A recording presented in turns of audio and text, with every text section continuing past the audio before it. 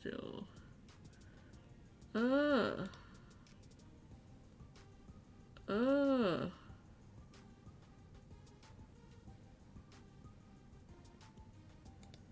Oh, what?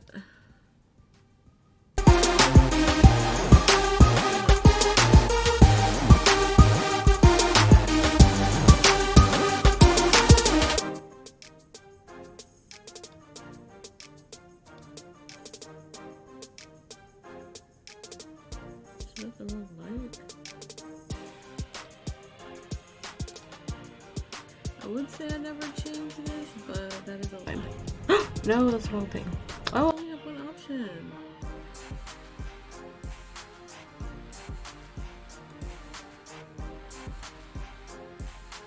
That's weird. Yeah, but I have all these options for this one.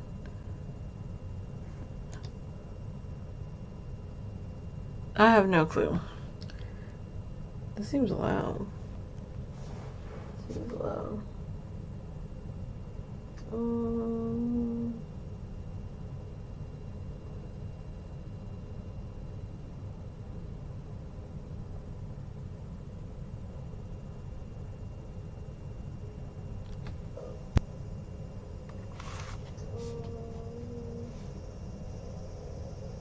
Okay.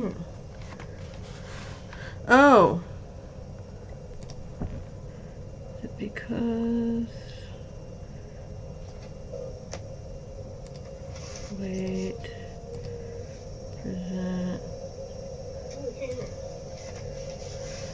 Oh. Is it because... Oh.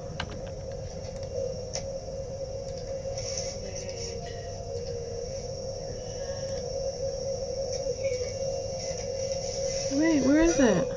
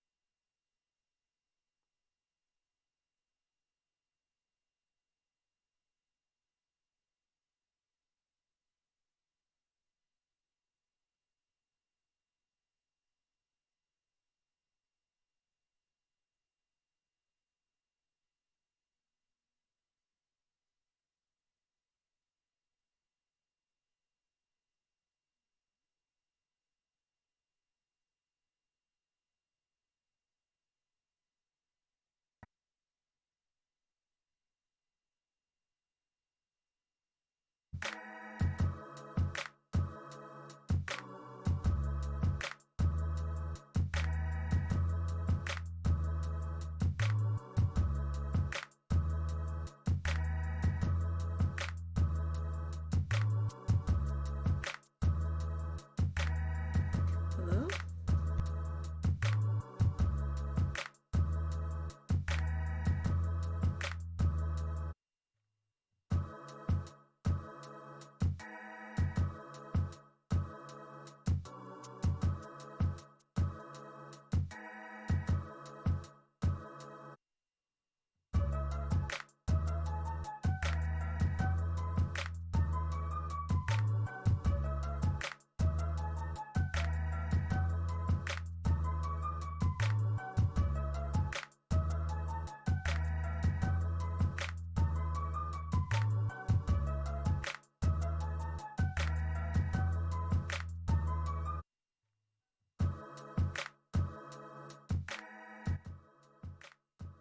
Hi, cool. How you doing? How you doing? Thanks for stopping by. I'm trying to get this thing gold to freaking do what I want it to do, but it's not.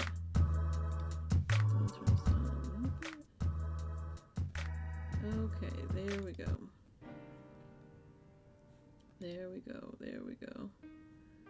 Okay, now. Okay. Okay. Jeez Louise. These things, I tell you. I tell you. But today, I'm just, looking to talk about some of my favorite games and stuff. It's actually an exercise that I came up with myself.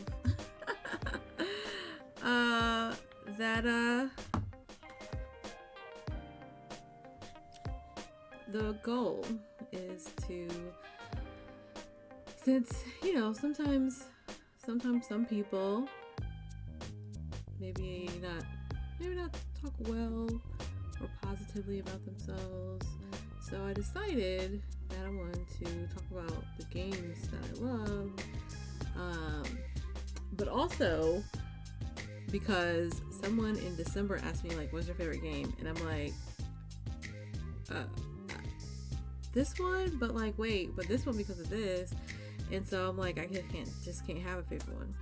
So this is actually an exercise for me. I do a lot of things just for trying about the betterment and continuation of me, because that's important. So my plan is to talk about them and give them some love. And then my hope is that, because someone told me today in a meeting, like, and they were pretty far, so it was like through Zoom. So I was at my laptop or whatever, actually sitting right here, literally. And I guess I was on a really big screen now that I think about it, because they were in a conference room. And they're like, you seem stressed. Like, I don't know, like, you look stressed. Like, I'm like, really? Like, I'm really bad at fixing my face sometimes. So I'm like, oh no.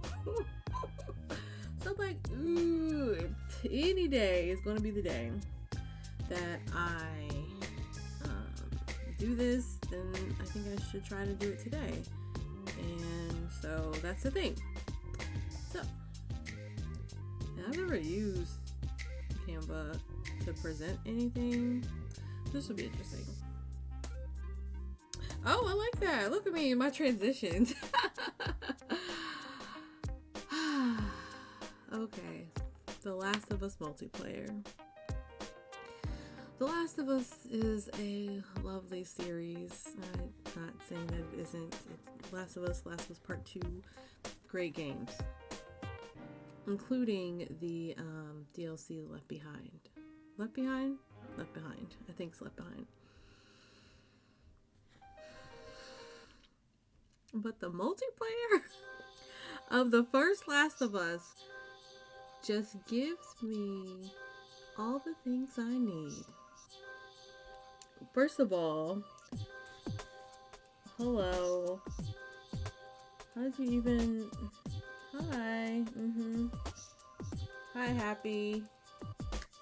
I'm talking about games that I love.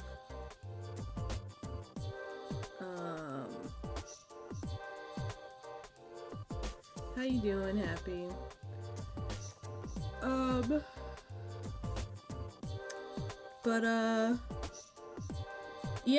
Yeah, it's an exercise. I talk about things that I love, translate it to like things, because I'm going to be applying for a job soon. Nice! Is it nice outside? Are you having a nice like time outside? I'm okay. It was a weird day because someone like said I was stressed. They said I looked stressed. So I'm like, I didn't want to do this for a while. I just kept putting it off. But I'm like, maybe today's the day. And it's also around the time when at work I have to like make sure that I just have a lot to do. And a lot of that like those feelings and thoughts that, you're not good enough or whatever, creep through. Got a lot to do before my supervisor leaves. So I'm like, why not do this today? I wasn't stressed. That was the thing. I wasn't really stressed. She said like I sound and look stressed. And I'm just like, what? I'm like, no, I'm fine. But then also too, some people have this like aura around them when I just can't stop talking sometimes. And so maybe they got that from that. And I don't even know why I feel this way around this person, because like I don't really know them. Like I've had meetings with them or whatever, and they were nice, they're not horrible, but I just like so yeah, so that's a weird time. Also, I wanted this to be under the category of presentation, and Twitch wouldn't let me. So then it was like trying to auto put it into Stardew, which is the last thing I streamed, and I'm like, Jesus Christ. But yeah, so my idea is to speak positively about some of the games that I love, and then that translate to thinking, hopefully that does something in the brain chemistry and stuff, so I can better, because I want to update my resume and all that fun stuff, and just I need to also think about the things that I've done, because sometimes I've done things and I'm like, meh, but people are like, oh no, that was a really good thing, and I'm like, oh, like you should like note that. I'm like, okay, but when other people do it, I do that for other people, so it's like, you know. So anyways, The Last of Us multiplayer is one of the best. Yeah, I know, it's like resumes, but if I want to do other things or additional things, then I need to do it. So, you know, that is what it is, I guess. The Last of Us multiplayer is it's definitely one of the first online multiplayer experiences I had. And I played like couch co-op COD. Uh-oh.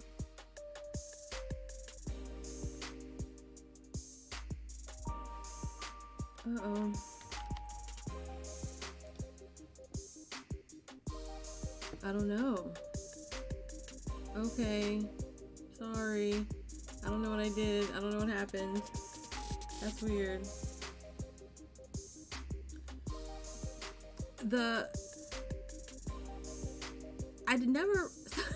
I don't hate COD. Let's just COD is fine.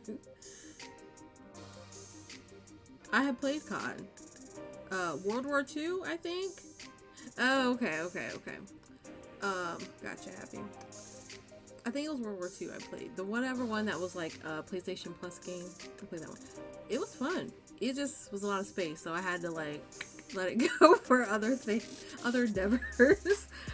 But, and I played like couch co-op COD, where like I guess the CPU peeps would come at you.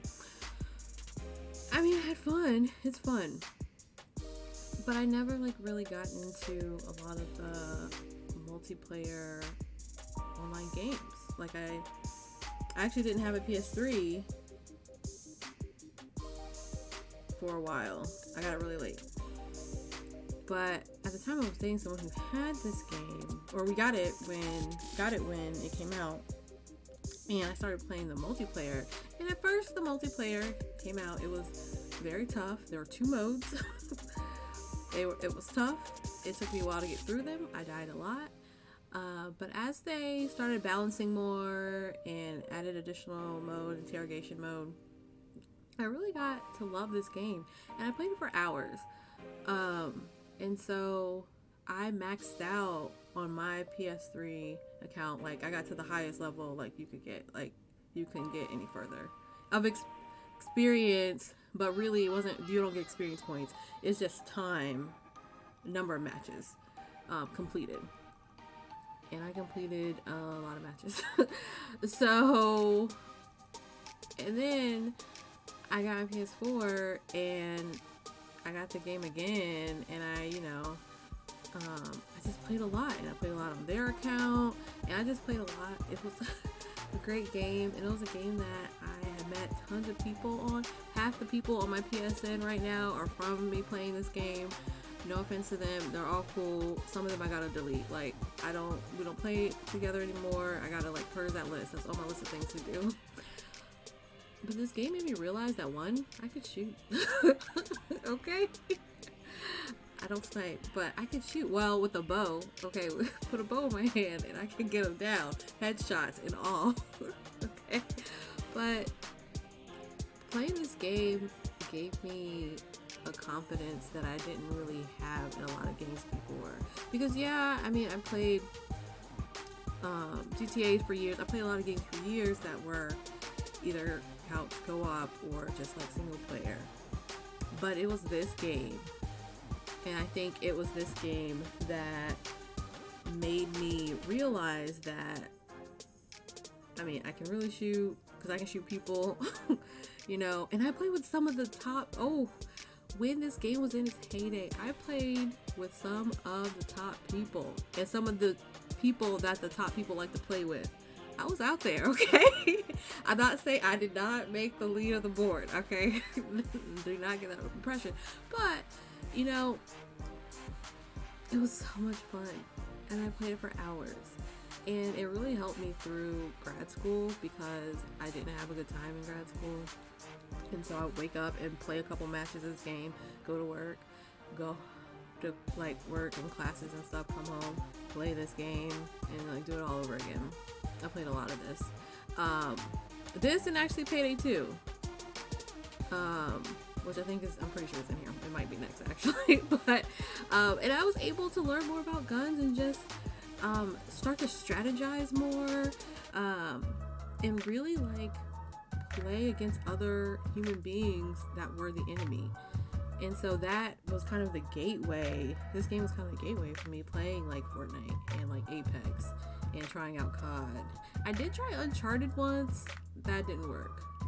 And I also played and I like playing Overwatch, and I don't think what else I play. I think that's pretty much, for the most part, that type of game. That's pretty much what I play. But this Last of Us multiplayer. I remember, I would be so excited for the updates and the new maps and everything, and strategizing about the skills. Like, I don't strategize about skills in a lot of games.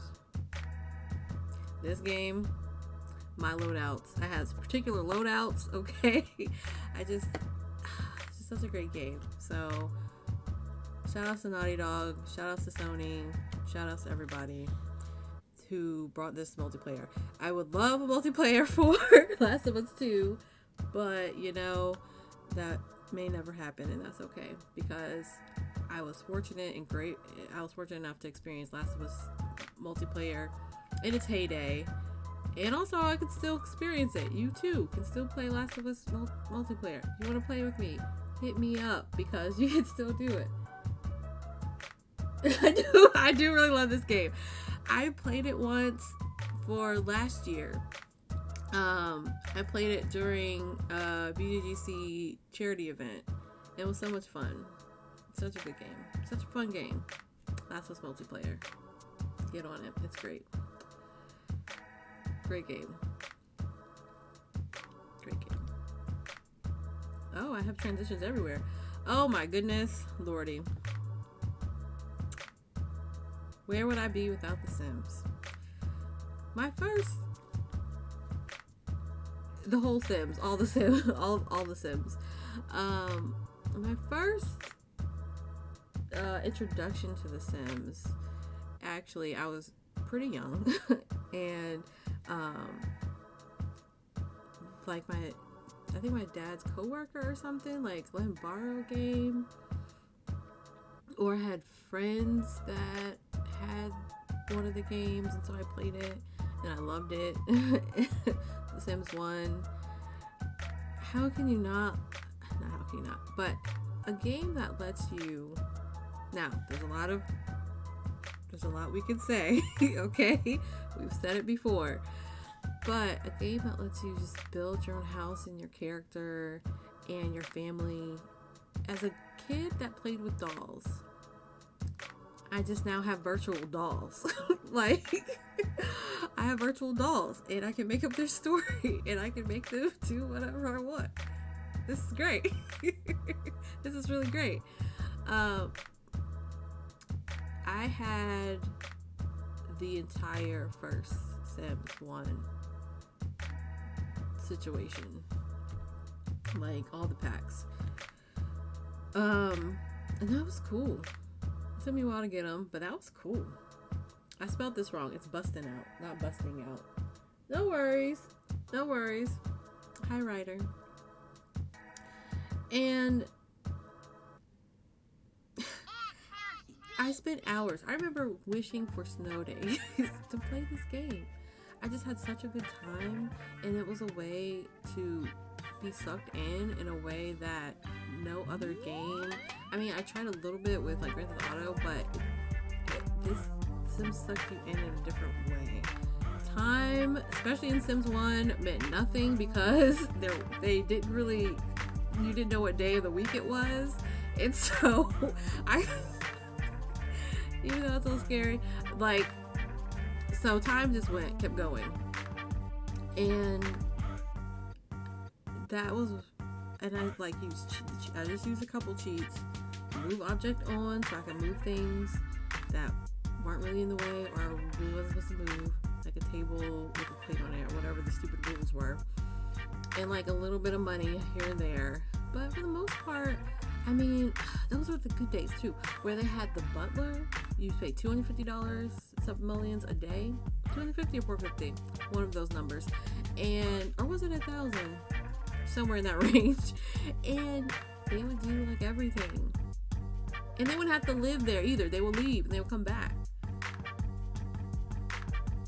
My, how the Sims have changed. So then after the first one, I got the second, third, and fourth, and I didn't get all the packs for all of those. I do have some of the packs depending on the one. I remember I think it was 2 or 3. I got I like the ones where you can create a business. You have a business like is it Vacation? No, not Vacation. That was one. One of them on, I think maybe 3, where you can own a resort. Oh, what? I can own a resort, and it can be in the middle of not only can I have a resort, my resort can be in the middle of town. That is beautiful. And then I can just walk home. Perfect. What better way to have a business? I just love it. I just really do love it. And Sims 4, I haven't played recently, but I did get the knitting pack, and it has Yarny from Unravel, which I think is a game I have here. And the Sims have, again, we can say a lot of things, but they have partnered up with some of the coolest things and some of the coolest people to just make the game better. I remember Sims 1, like Drew Carey was in it, and like Avril Lavigne. First of all, I loved Avril Lavigne when I was younger, so I thought it was so cool that she could just be in the game, being a celebrity in the game, just walking around. That she wasn't in any other game, like it was a great experience.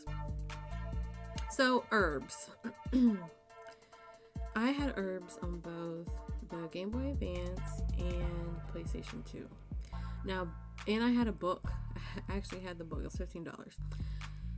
So the game is different on a handheld versus like a full, like a console, a large console, non-handheld console. I don't know words.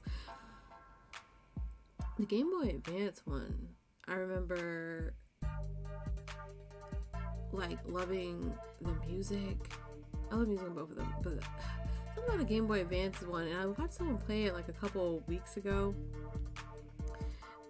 It just brought back such nostalgia, because I guess it was a more simple design because of the platform, but maybe non-handheld platform would have been a great wording. But the jobs you were able to do, the places you were able to purchase. I remember the mini games in the Game Boy Advance one were just so fun. And that game, you like are dropped in the middle and you just have to work your way up.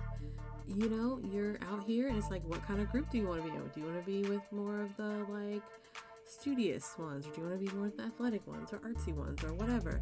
And then you just kind of work your way up and through, you network and help people do things and just work your way through this social situation, and make money by doing random things like cleaning off poop from like window washing. Be a window washer, but it was just such a chill game.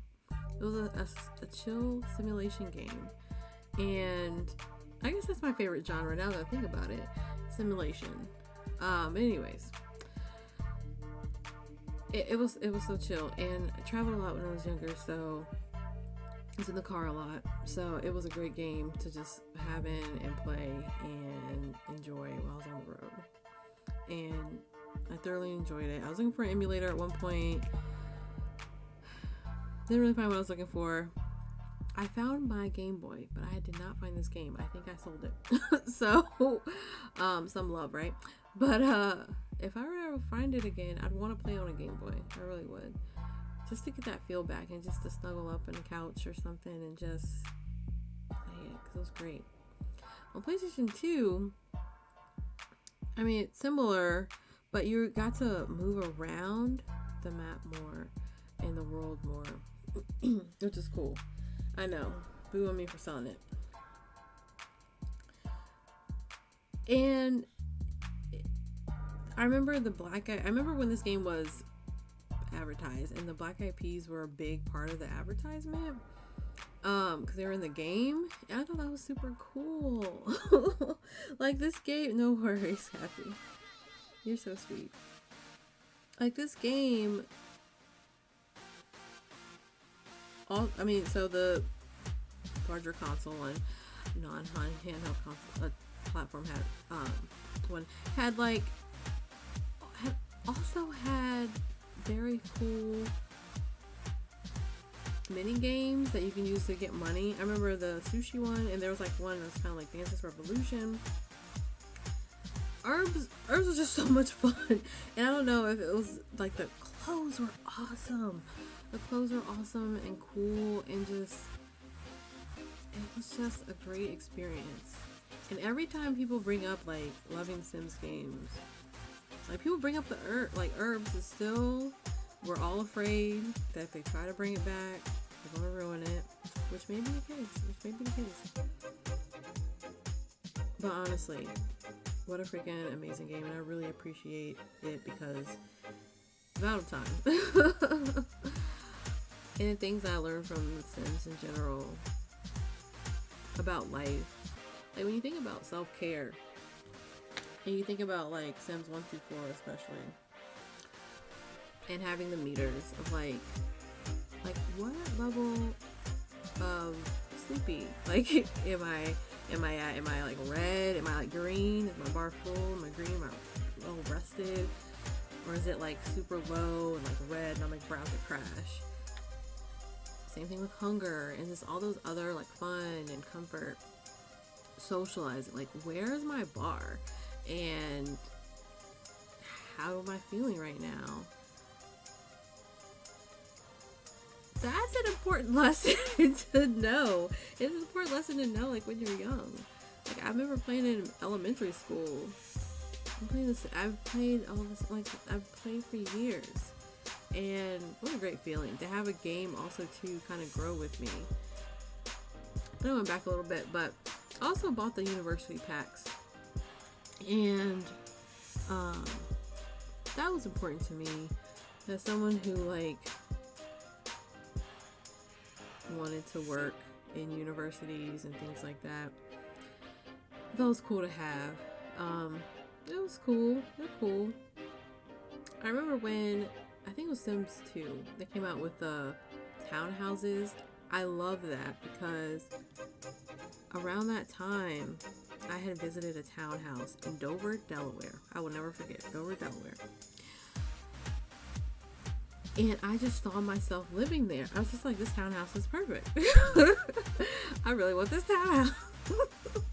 I could not. I mean, I was a kid then, but they just added, and even though, yes, they sometimes they're slow to add a lot of things that they need.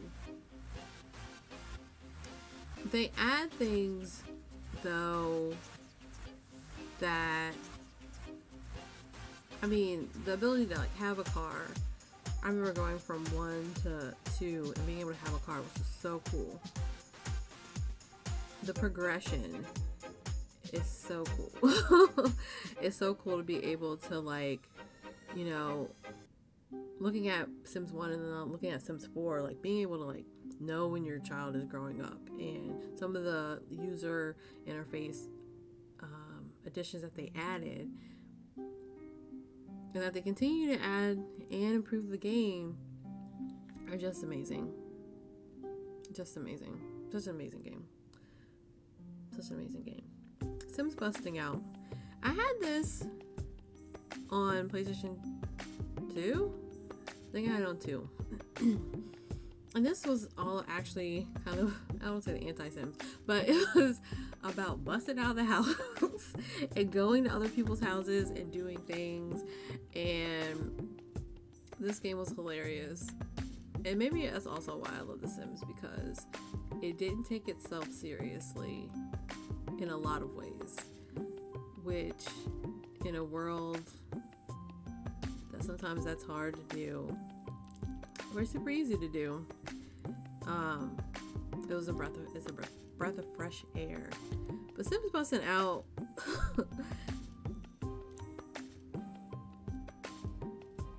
it was hilarious.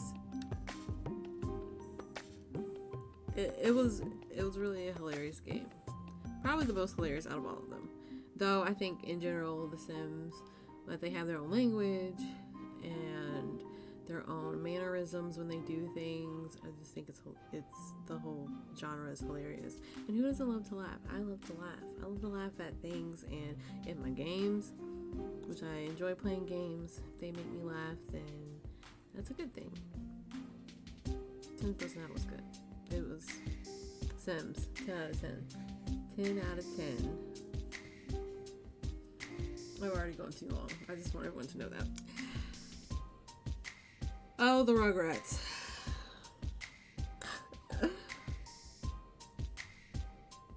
Yes, the Rugrats Search for Reptar, specifically game, on PlayStation 1. In this game, you go around Tommy's house, and there are different things like on the floor. Like, you might see a ball on the floor. Well, then that is like a level and it takes you to something. I believe it was Tommy's house. This game was so much fun. It was a game that, one, you could like be the babies for the kids, because there's like when you're like Angelica and you're like Tommy and Chucky. And there's one level where you're Chucky. No, you're not Chucky, you're Tommy, and Chucky is on a duck, a goose, whatever. And you're like trying to get him, you're trying to help him, and the goose has got him, and it is just hilarious. I had it when I was younger, so there were some of these that were kind of scary. There was a level called the 7 Voyages of Cynthia, and you have to go and find Cynthia. You're in the sewage wasteland, like sewer. You're not in the sewer, but like you're in this like place wherever sewers go, they all empty out to. You're there, and it is just muddy, and the music is very scary, and you're trying to find Cynthia.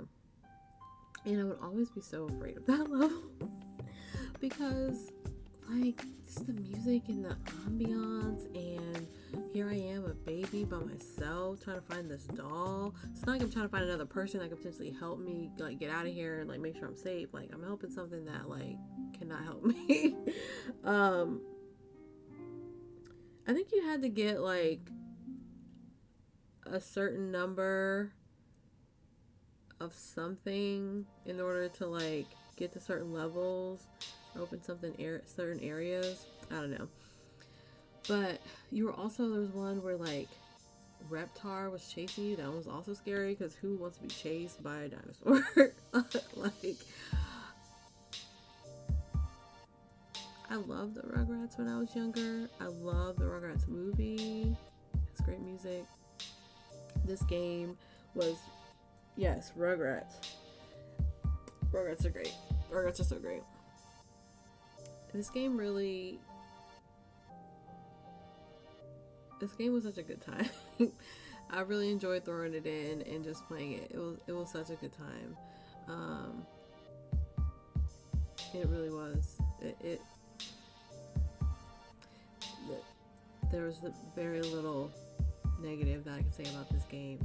Only the scary factor, but I think like some kids, I don't know, I was just probably a scaredy kid, so that checks out. But other than that, like, it was just such a good game, and it was so fun, and it was just the nostalgia. I just love it. Just love it. Just love it. Shout out to Rugrats. Oh, well. I put this on a bright slide, didn't I? That was not intentional, let me tell you. Stardew. Wow. I don't even know sometimes. This game, it's actually funny because I was first introduced to this game from a stream, and the streamer was actually in the mines, like the regular mines, and they kept like talking about, I kept seeing like the rocks and like the slime, and I'm like, what the hell are they doing? Like, what is this? Like, I don't know what's happening. What is this game about? I have no idea. Please tell us, Happy, what is this game about?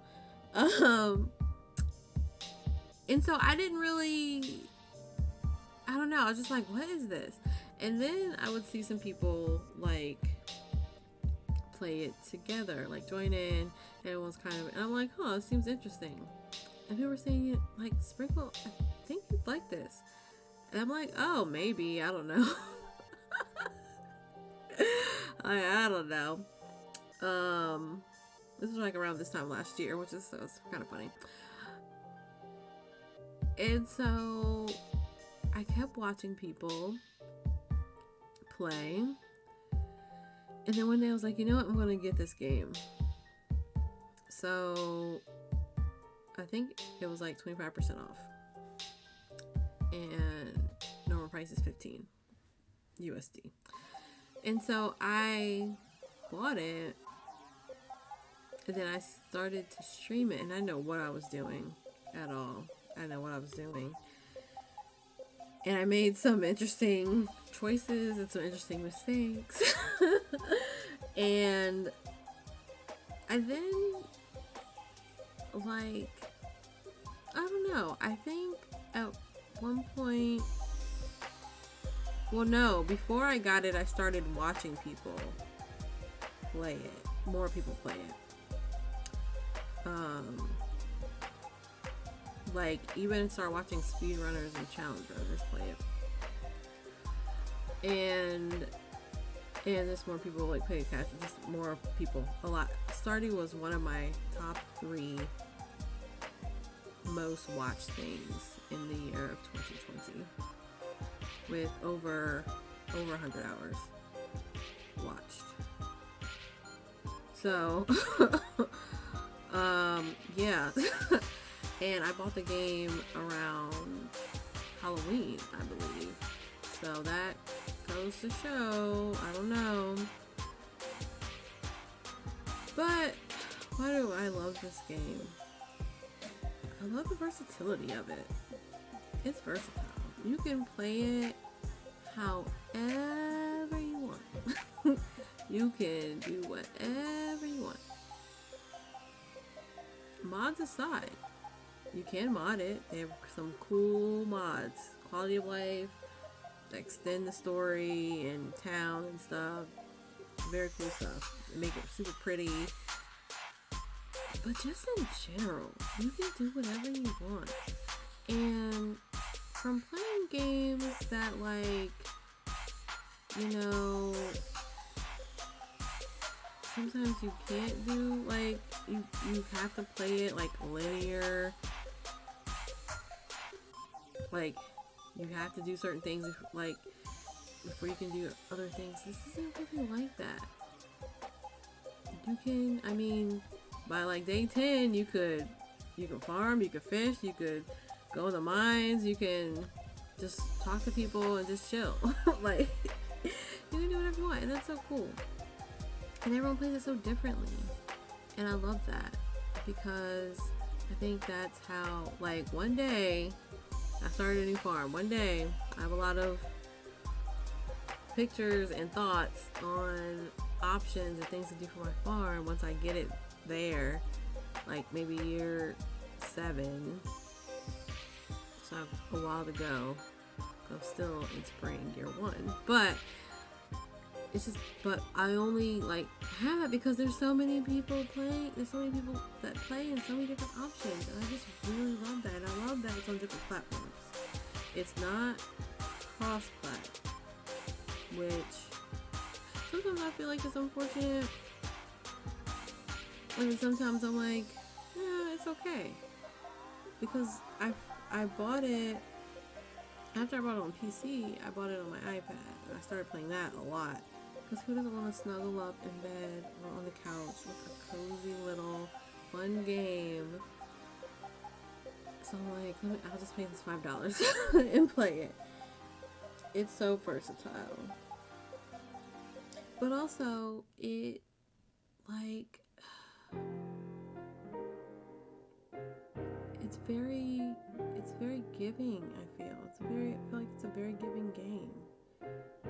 And even though there's like RNG, and some of the RNG is like easy to manipulate, some isn't, whatever, like,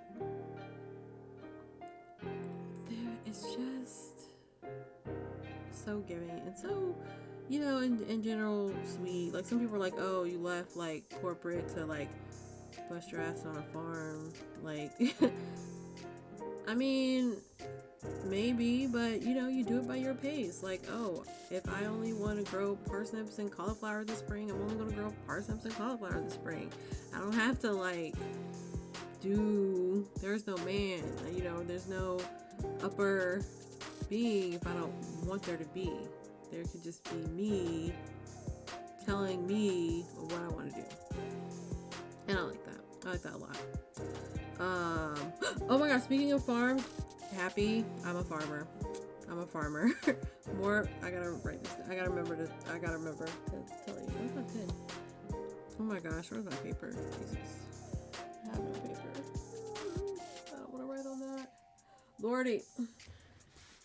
What is this? Happy.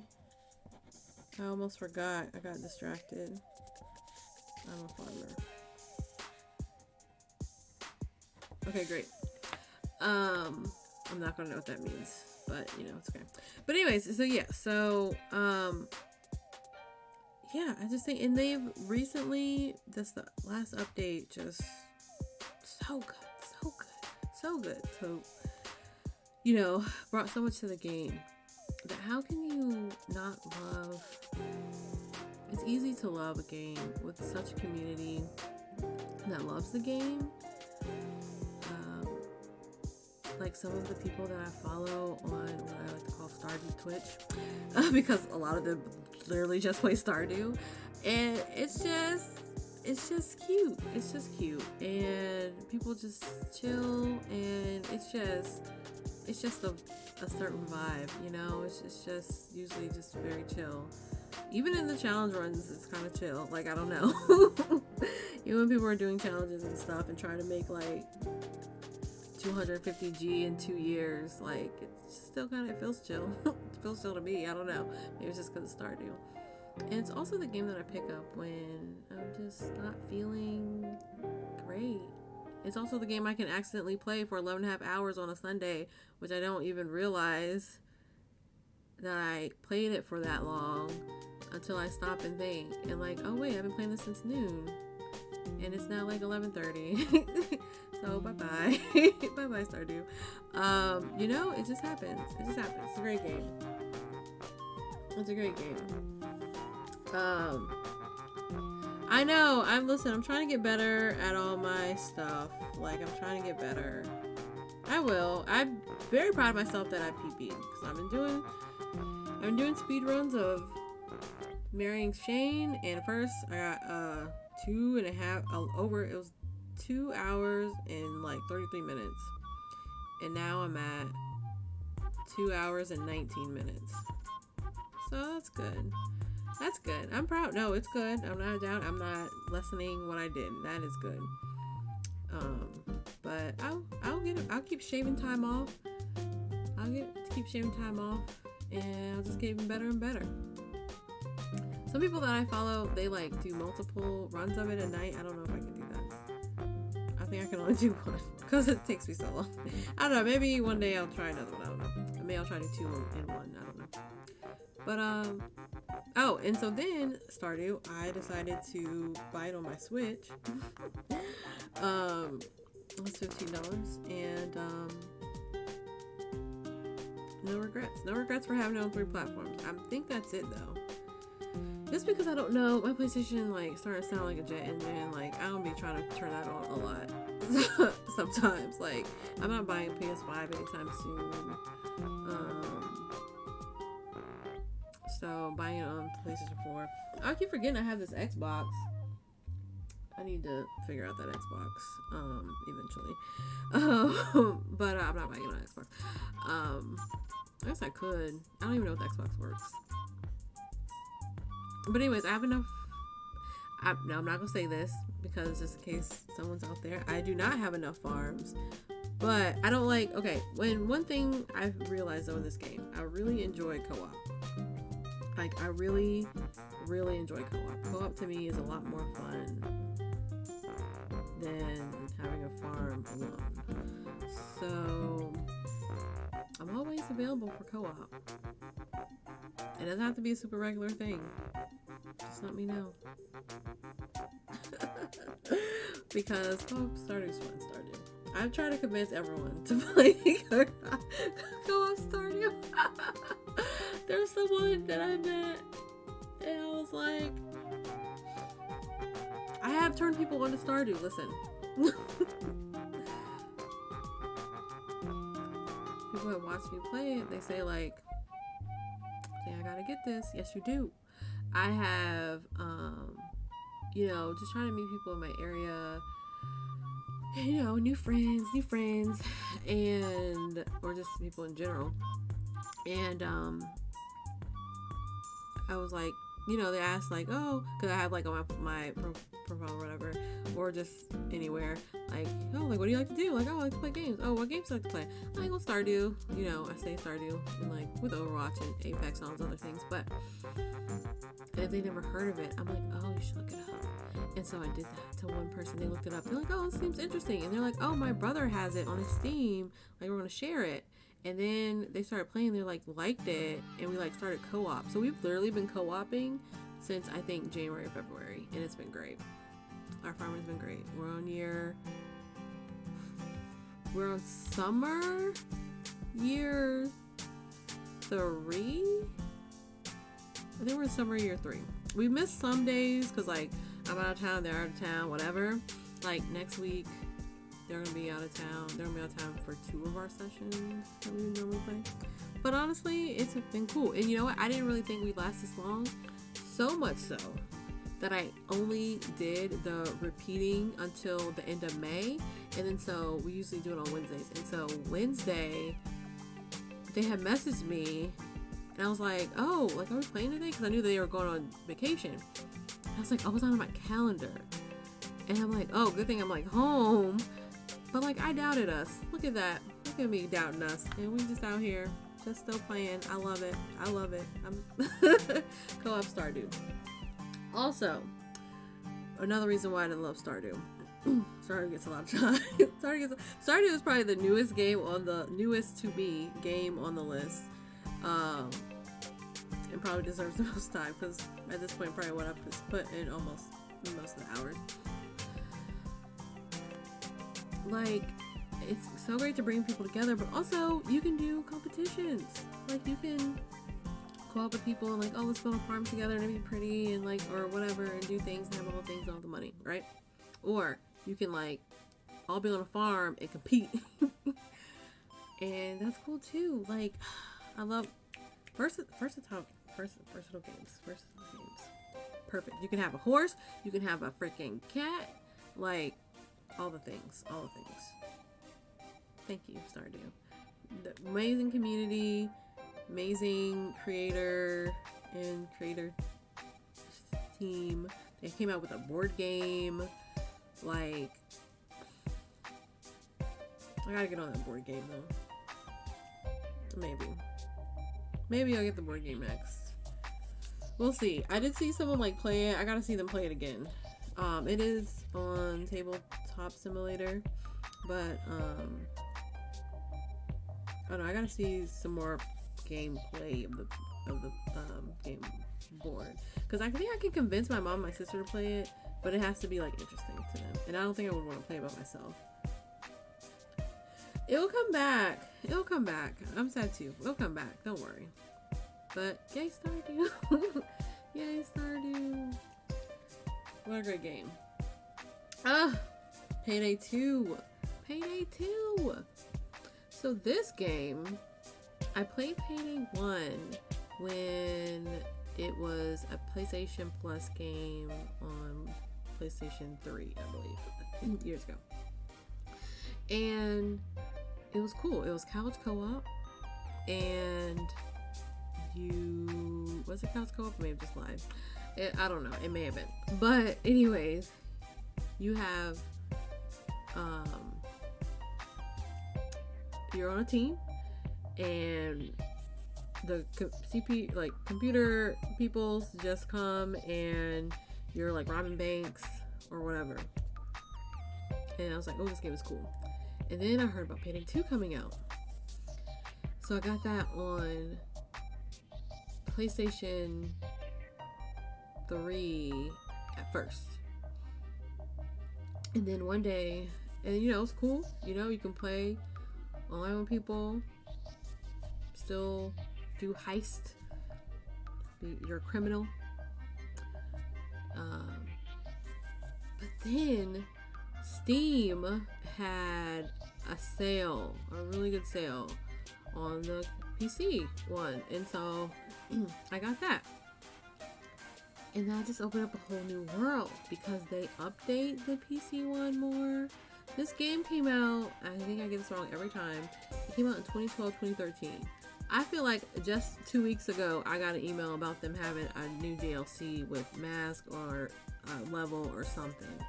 They have continuously, Starbreeze, Seabreeze, somebody Breeze, they have continuously been updating this game and keeping it fresh.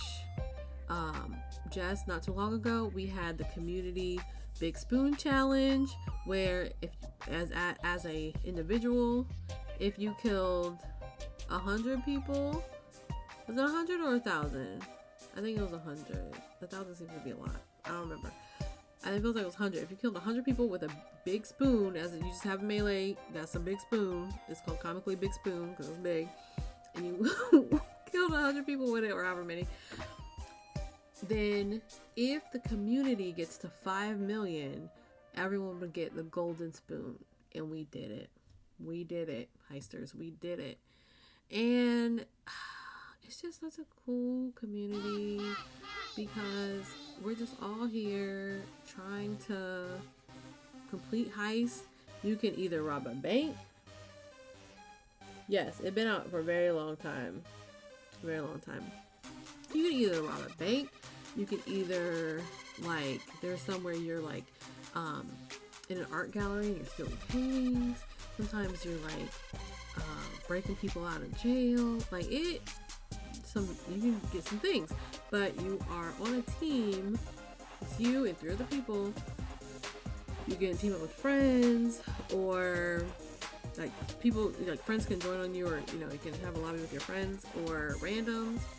It is probably the multiplayer game where I have, aside from Last of Us, where I have the best experience playing with randoms.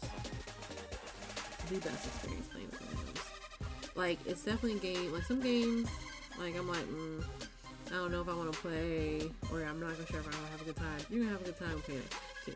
Is everyone the best? No, of course not. But I feel like that is like fostered, right? So they have always had a big like thing against anti-cheating, where you can, like, some people want to use cheats and hacks and all the things to get all the experience. But they have had,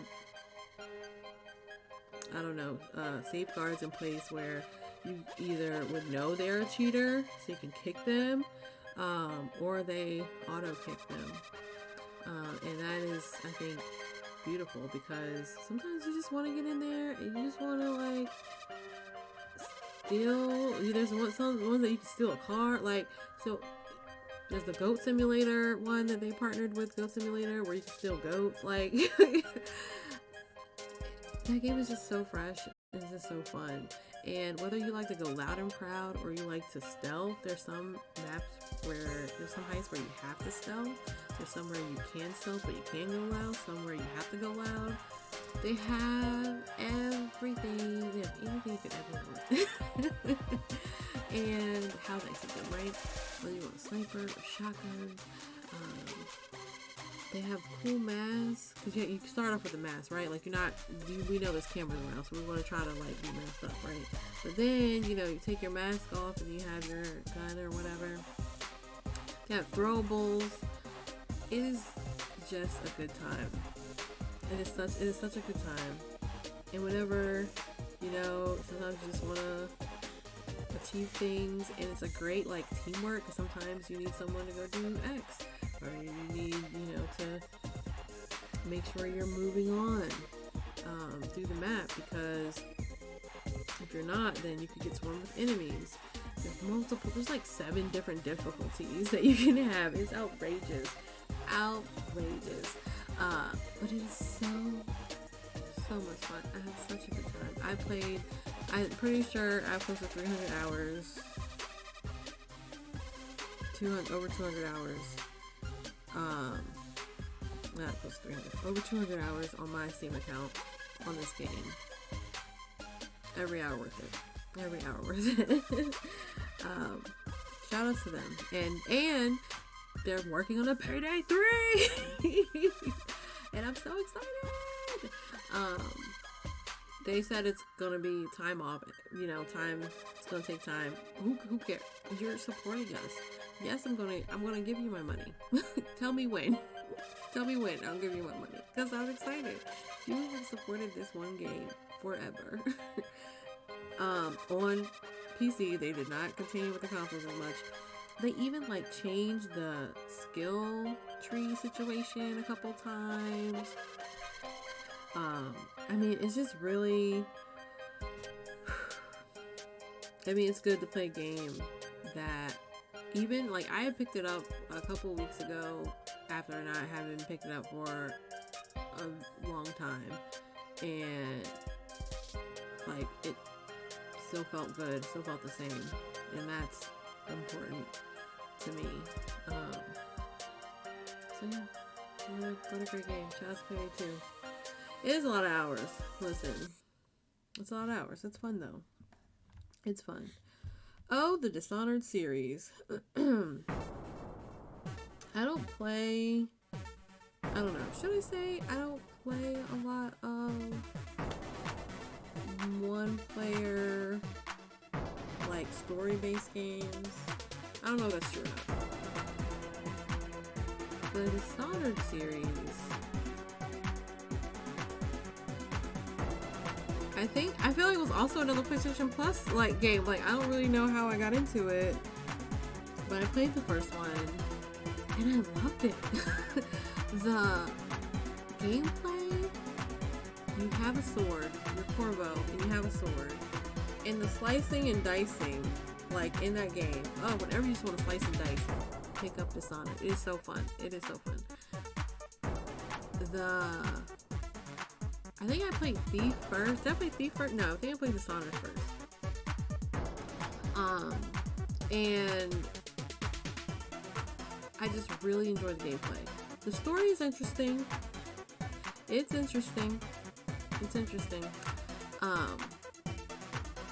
the gameplay of this game, and like, you could do side missions, you cannot do side missions. There's some things that are optional, but some optional things have consequences.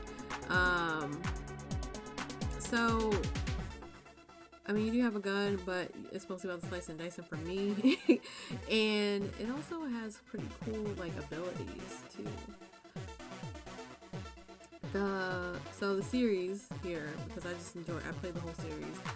Every E3, when Bethesda would get on the stage, I would be like, Dishonored?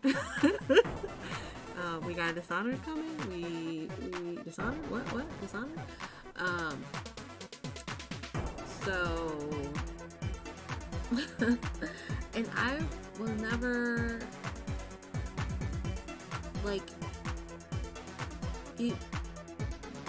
if I watched any show, it was Bethesda. And I watched Naughty Dog, Sony for, like, Last of Us, but the Bethesda show I did not miss because I was so excited for Dishonored. Dishonored 1, you play as Corvo, so one dude. Dishonored 2, which I've actually finished playing Dishonored, streaming that, so I need to go to 2, I guess, at some point. Because I'm trying to do all 3 of them this year, but Lord, am I running out of time. It is already June, and I have 2 more games to get through. I think the 3rd one's super short. I think I keep saying this, but it's not going to be short enough. Watch. So I gotta figure out when I'm gonna start that again. But Dishonored 2, you play as 2 characters, Corvo and Emily. Emily is the one who you like try to save after the first one. And so you get, though the gameplay is the same, they have like different abilities, and their styles are a little different. So it's super cool. And I love the art. Oh my gosh, that art, that, like, I guess steampunk maybe? I don't know, it's probably not right, but yeah, I feel like it's steampunk. Maybe it's steampunk feels of the game. They did such a great job. Even the voice acting I enjoy. It's kind of a dark game. It's a little dark. It's such a good game. Like, it's dark, and also it's like the coloring is dark. Like a lot of shadows and stuff. And that, it's beautiful. But it is beautiful. It is a beautiful game that I thoroughly enjoy. I love the systems of it. Whenever I feel like slicing and dicing, that is the game I pick up. The 3rd one, you are like a ship. I don't know. It's called The Death of the Outsider. It's not even called Dishonored 3. And I mean, I guess about the death of the outsider. I don't remember that story too much, clearly, but I'm excited to play. Now I'm really excited to play through the other ones again, so I can remember the story. I'm really bad at remembering stories of games, sometimes. So I just get so enthralled with like the killing and just the slicing and dicing of the slaughter. I think it's just using the abilities and like the heart, my heart my blood pressure raises when I play it because it's just it's an awesome series, and I'm grateful that it gave me something to look forward to. Now they don't have any more. Oh, did I do the DLC for one? I think I need to go back and do the DLC before I delete it. Okay, but anyways, they now have Deathloop coming out, which in May. Did it come out already? September? I need to check the. I don't even know what I'm writing on. Jesus. Deathloop. That's why I said no, not Slice and Dicer. I mean, it's just fun in that game. It's so fun. They have a game coming out. I saw this trailer. Didn't know who had it or what. And I saw the slice and dice of it. And I said, that looks like Dishonored. And sure enough, it's by the people who made Dishonored. It's called Deathloop. I'm excited. I think it comes out. Clearly not excited enough because I don't know when it's supposed to come out. I think in September. I think it was May, but I think they moved it to September. Is it on PC? I gotta figure out if it's on PC because I think it was gonna be on PS5 and I don't have one of those. So, but yeah, Dishonored. Great gameplay, cool story. If you're into stories, interesting story. It's a lot of revenge in it. It's cool. This is so cool, and I love it. I love it. Well, good old South Park. So, South Park came out when I was young, and I started watching it. I don't know, probably relatively young, because I would spend the summers and some like school breaks with my grandparents, and I'd do what I wanted.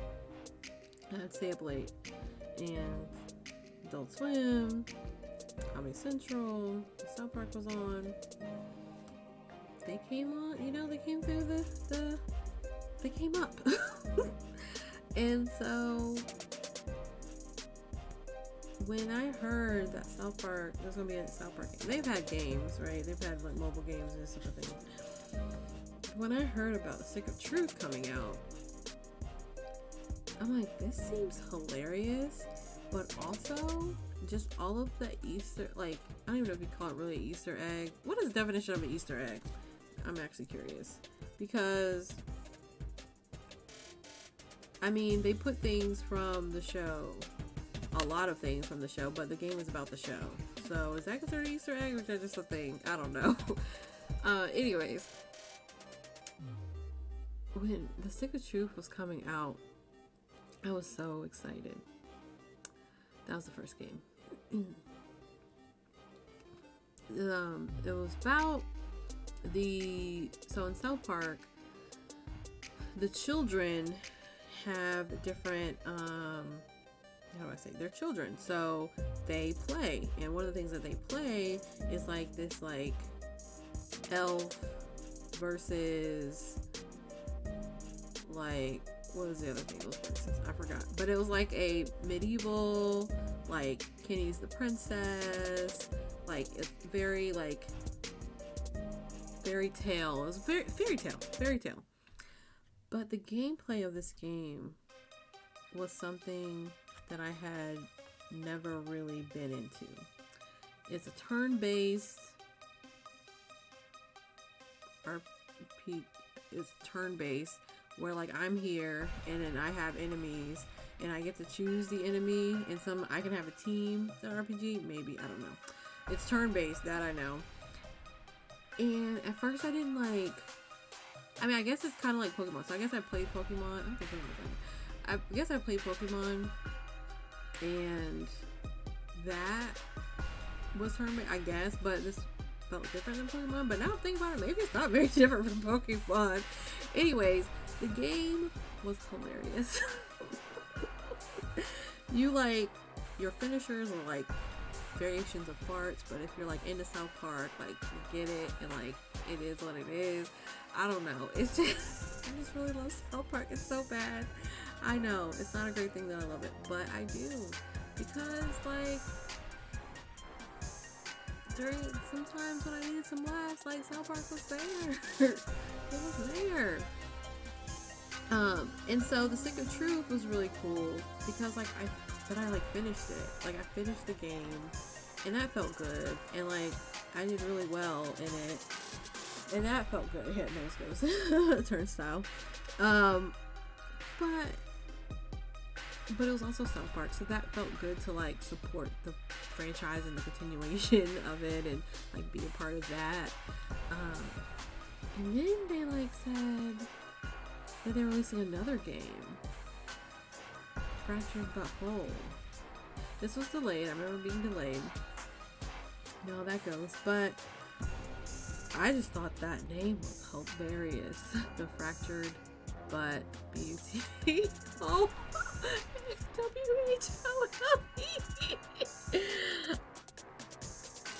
Yes, Trey Parker Batstone, please sign me up. Please sign me up to your games, please. This one was doing their superheroes. That I remember. But again, another turn-based style game. And you're like walking around the town. So here I am as a character that I make, walking around this town into the buildings and places of this show that I've loved for years. Yes, sign me up. And I'm picking up collectibles that have to do with the show and going and things are happening within the game that mirrored like in the show, that happened in the show or about an episode or whatever. And it was such service, I feel, both games, particularly Stick of Truth though, such service to the fans. Like I have it on I have them both on PlayStation, and I believe I have them both on PC too. I play them on PlayStation though, but like, yes, like, what better way to show that you understand some of your fan base by creating a game literally for them. Thank you. It made me feel good to finish this game because I was like, oh, because some of those enemies were hard, but I finished it. Hey, Steady, how you doing? Welcome in. Thanks for stopping by. I'm just talking about the games that I love in an effort to then talk about why I'm awesome and get me a new job. But welcome in. How are you doing? I hope you had a good one today. Right now we're on South Park, Stick of Truth, and Fractured But Whole. Awesome games if you haven't played them. They're amazing. And if you love South Park, then please just play them. Please play them, please. Because they really are a good time. They're hilarious. And just the love of seeing something that you love inside of a game that you're enjoying just feels really good. So, thank you, Trey Parker Mattstone, for not only a show that I've loved for years and continuing to love and enjoy, but thank you also for 2 games that in a game genre that I never really thought that I would enjoy. But I did, because you made me enjoy it because of the humor and the art and the subject matter and just everything that you've done. So thank you. Overcooked! Overcooked! All these things are bright. I don't know about anybody else, but they were bright for me. So I love Overcooked.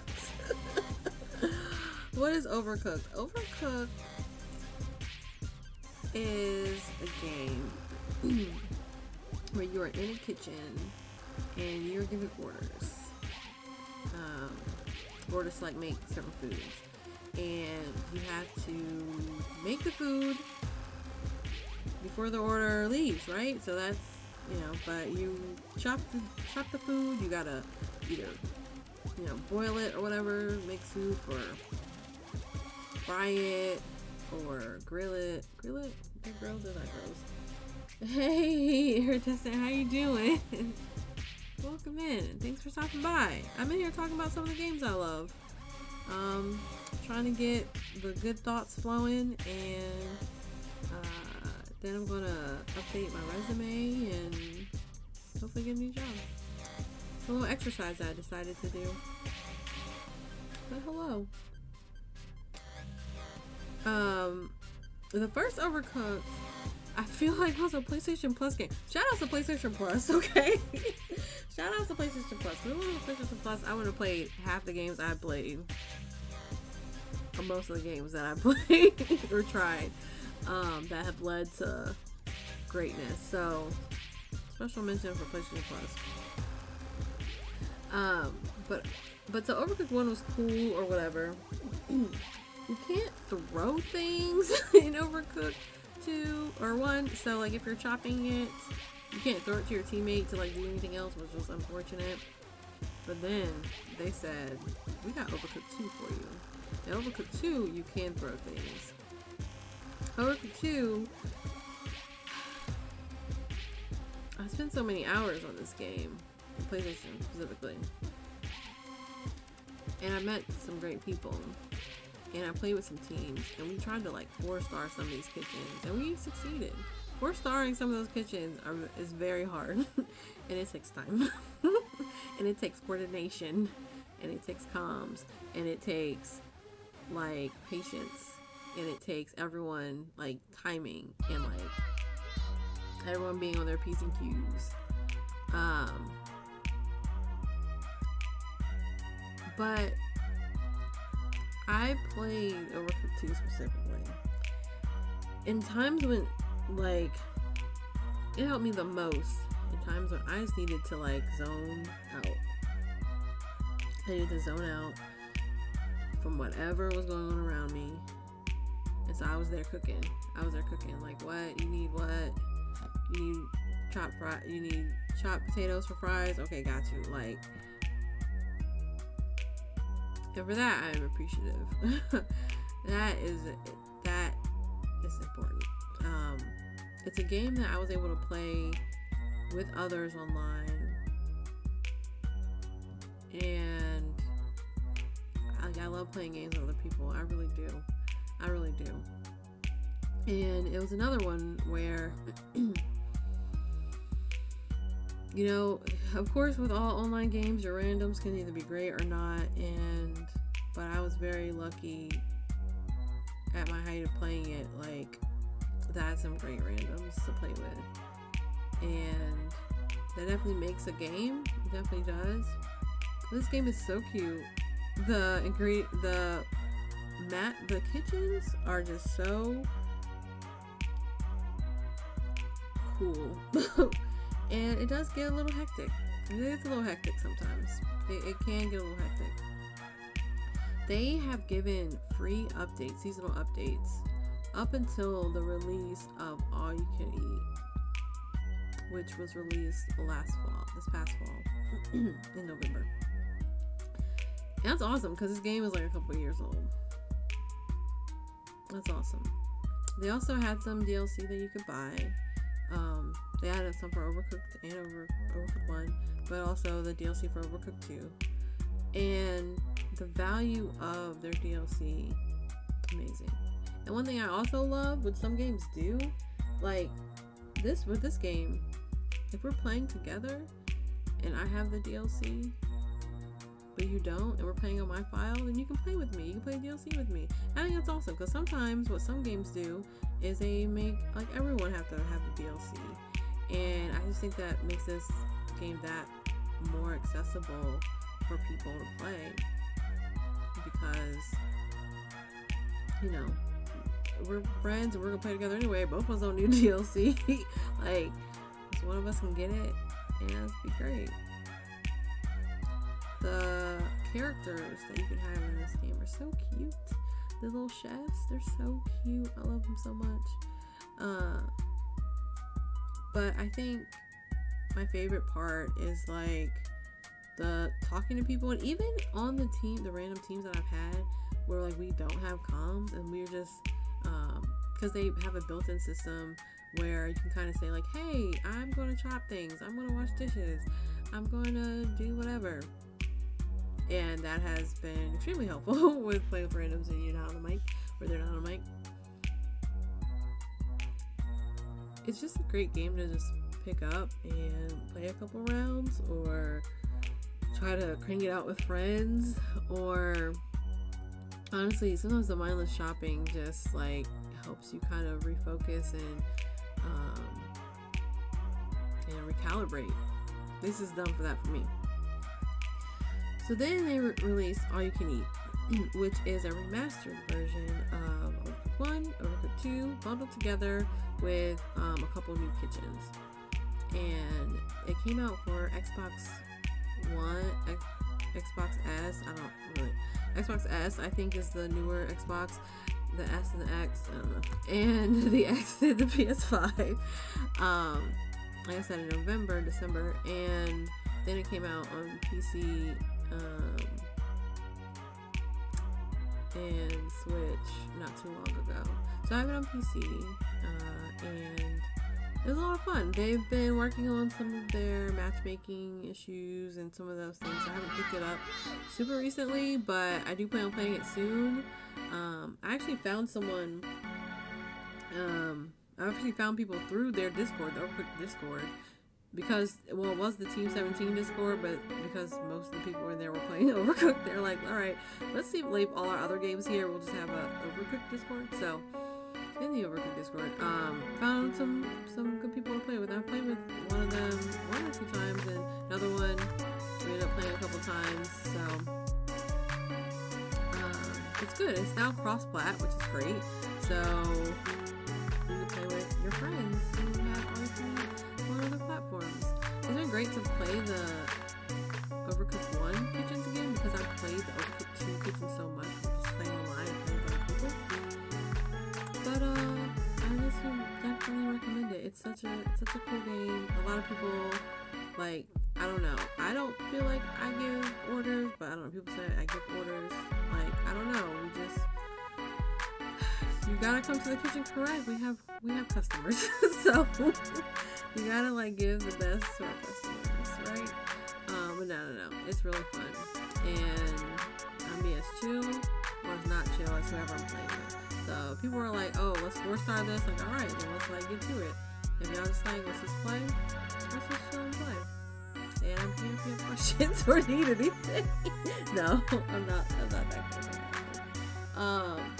I would definitely do. Oh my gosh, they had a Twitch Rivals Overcooked, and I'm just like, you know.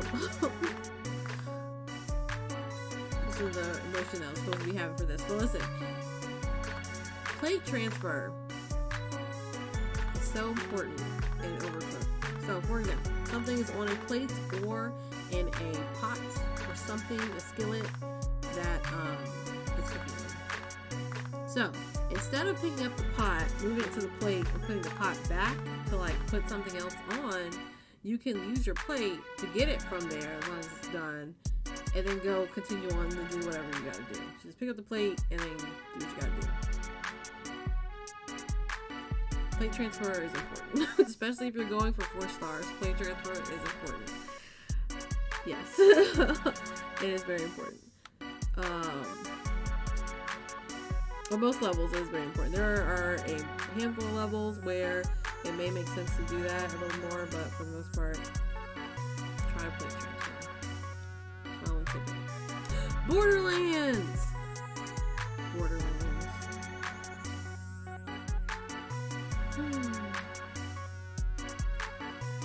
I haven't seen this list in like a long time, so I forgot what was on it. So, Borderlands, made by our friends, 2K Australia and Gearbox.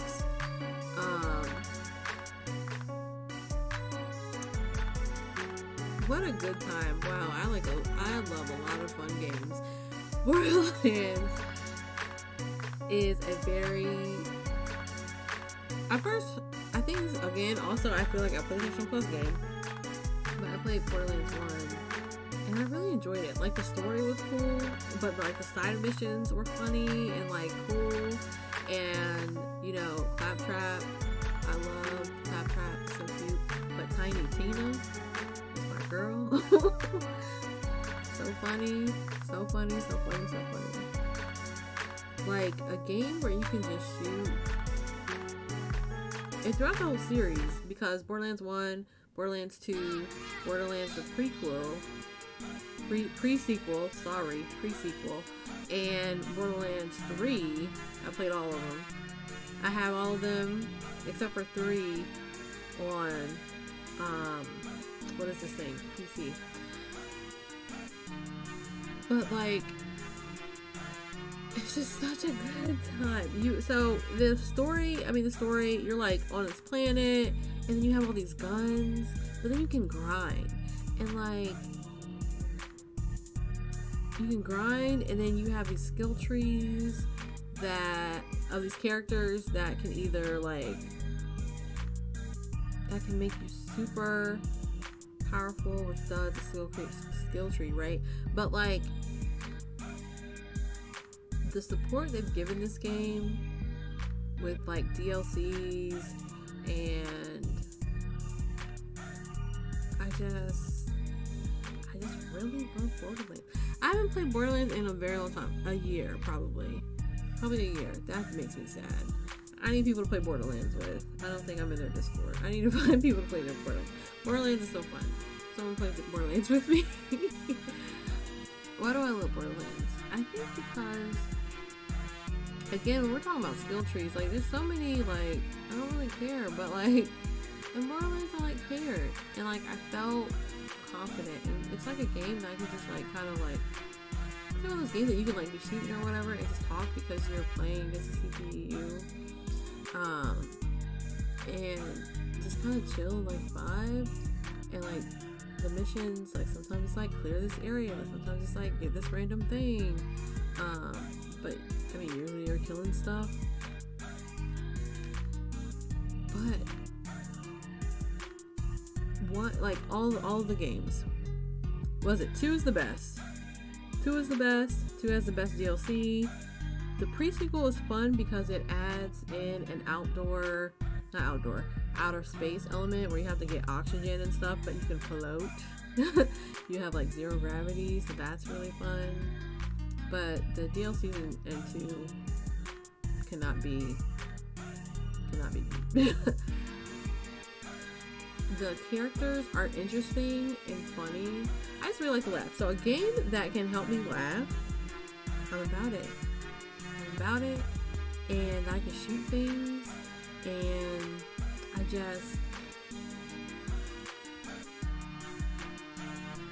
it's a game that I've played for a lot of hours. I don't know how many hours, but I'm actually a little curious. Oh, I don't have Steam up. Well, rip.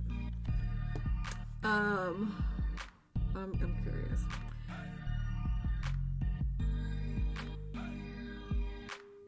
Yeah, dang, I'm really curious.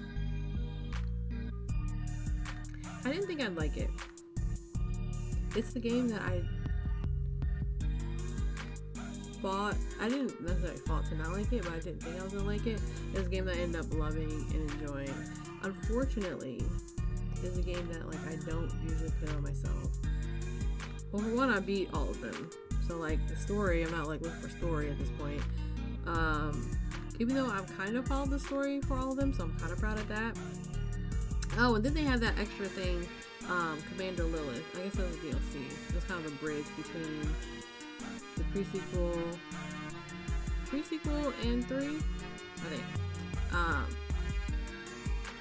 But yeah, I just feel like, I don't know, it's just a game that that's the one drawback. I just feel like I can't play it by myself. I feel like I had to play with other people, just because it's like more fun to let's like shoot things and grind and trying to grind a weapon, trying to grind a boss. Like I've done that. Or try to find something that's super rare or a certain rarity. That was fun. But it's the only game I've really done that with. I haven't done that with anything else. So it's kind of its own like little special flower that I do things that I would normally do. But yeah, I've never I don't play it by myself. So if anyone's playing Borderlands or know someone who likes Borderlands, let me know, because Borderlands is awesome and I want to play it again. I don't know. There's one of the DLCs on Borderlands 3. It's the casino one that is super fun.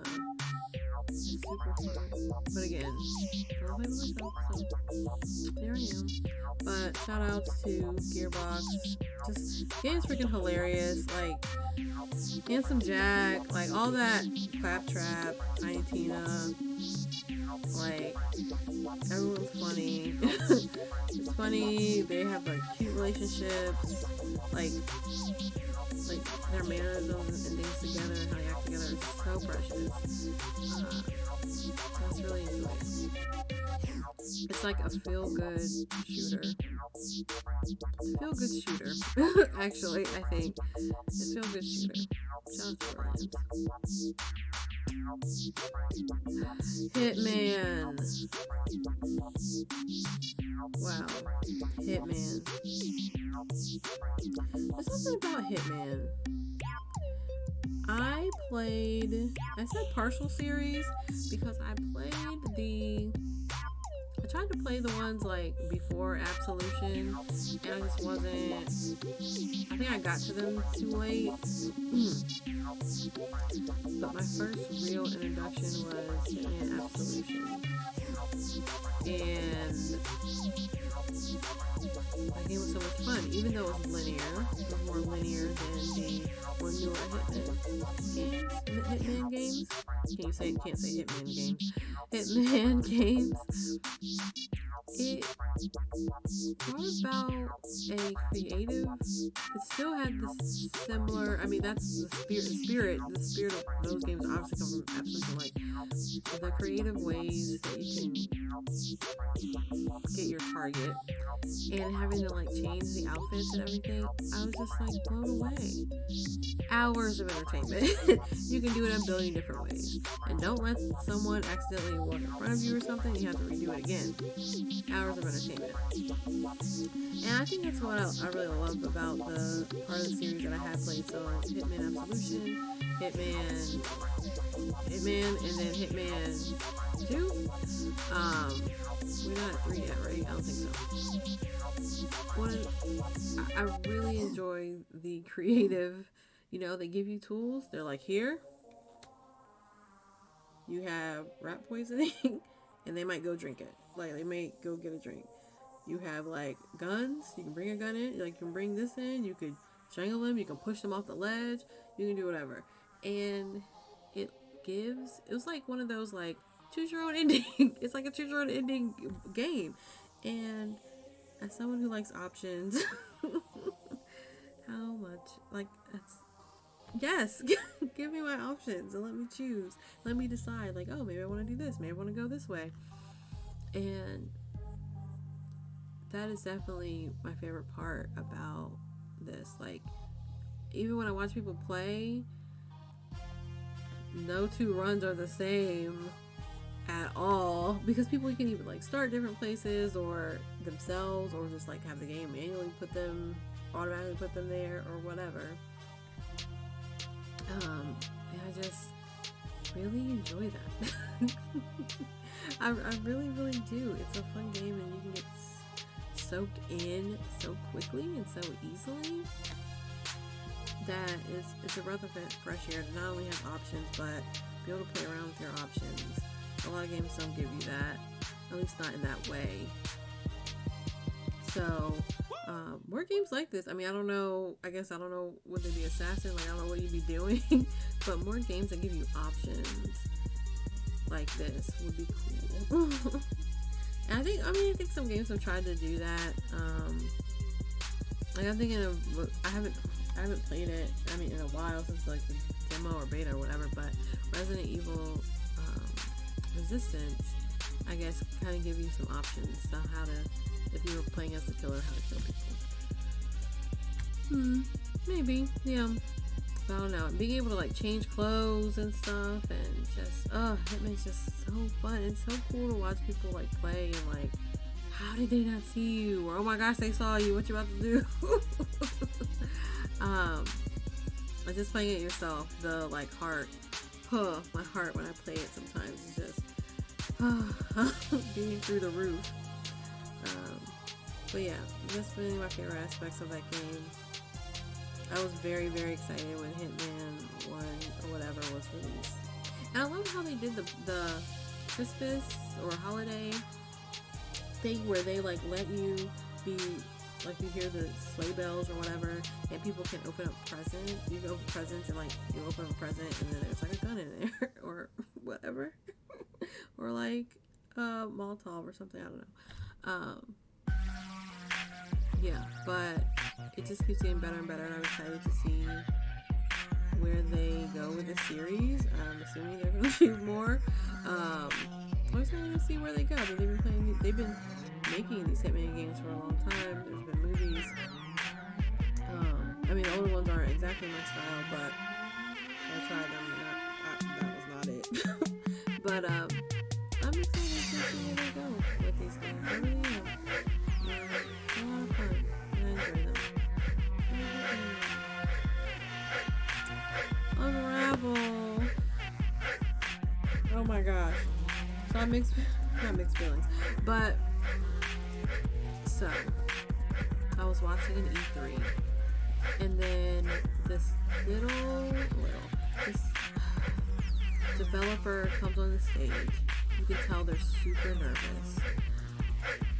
And I'm starting to tear up. This is weird. And they come out and they have this thing in their hand. I believe. I gotta find that video. No, I'm not gonna find it because I'm gonna like tear up again. I remember watching it and crying and thinking this is the most precious thing ever. And they started talking about Yarny. And they started showing the clip of Yarny going through. Yarny's this like red thing character with like ears and a head and a body, but it's like made out of red yarn, i.e. Yarny. And Yarny, you go through this land. It's a beautiful game, beautiful music. You go through the game and then you like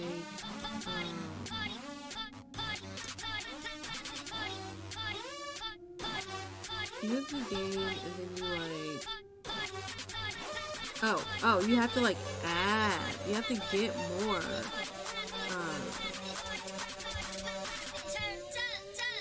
yarn as you go on, and it's a puzzle game, so you have to do different things with your yarn. You have to jump certain places, make things fall so you can go through. Found out recently that I technically either haven't finished it or maybe they like released an update, I don't know, but so which I thought I finished it, but I'm going back to it again.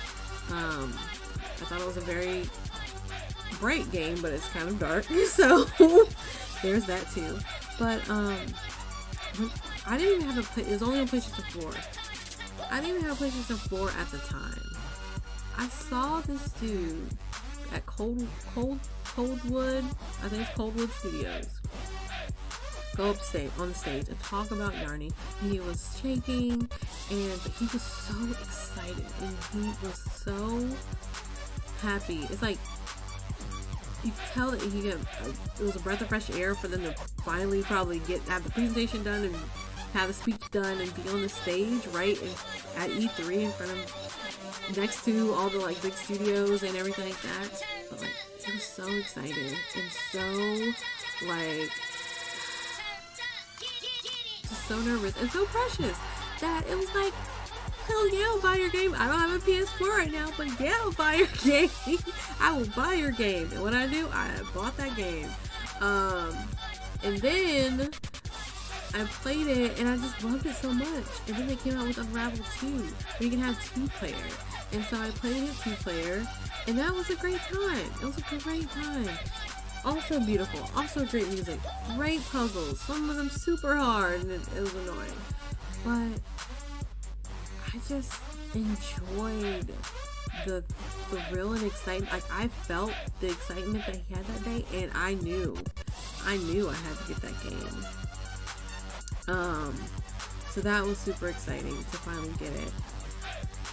I still have not gotten a Yarny doll. I really want a Yarny doll.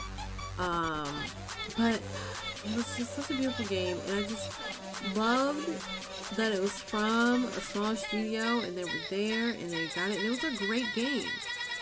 So, it doesn't have any speaking, just music and a little yarn going everywhere, but, I highly recommend Unravel. It's beautiful. Yeah, it's beautiful. It's a beautiful game. Good game. Grand Theft Auto. Partial series, because I haven't played all the games. So, I played Grand Theft Auto 3 and 4. 4? Was there 4? I don't think it was 4. Oh my gosh, not San Antonio. Not San Andreas. San Andreas? What was the other one? Oh my gosh, what was this game? Vice City. And of course, Grand Theft Auto 5. I had a PlayStation 1 and 2. And I enjoy games like True Crime, Streets of LA, and Streets of New York. The Driver series, Driver 1 and Driver 2. But like the Grand Theft Auto series that I played, like I didn't play like 1 or 2, right? I mean, I did play 2, and I was like, this ain't for me.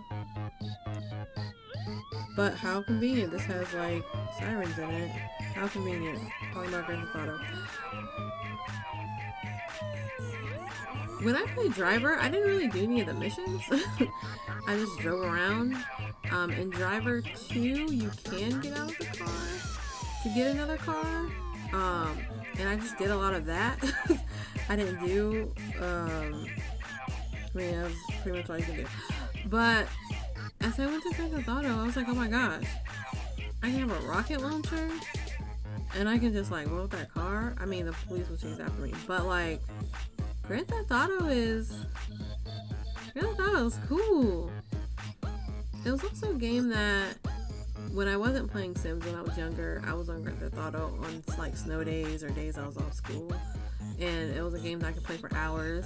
I used cheat codes for it to get things, and you know, no shame in that. Not sad about it. I put a lot of time into it. But I think it was when I got, and I don't know why I didn't play San Andreas or ever get San Andreas. I don't know. I never finished a Grand Theft Auto game. Except for 5. I've finished 5 on PS3. But I'm not finished any of the other ones, I don't think.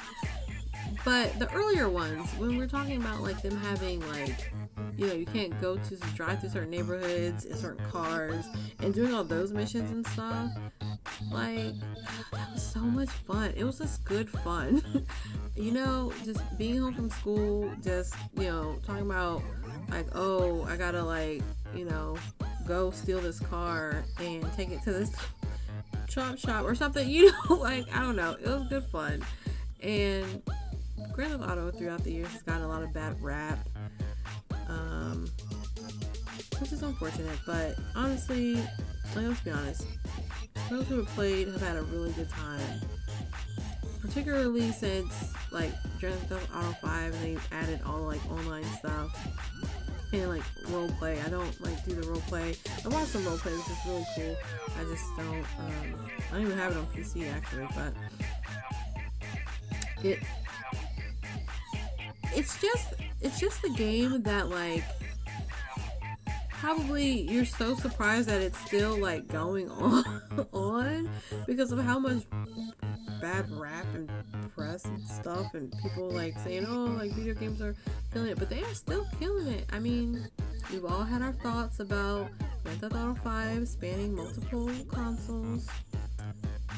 But it's still a fun game. They do still make fun games.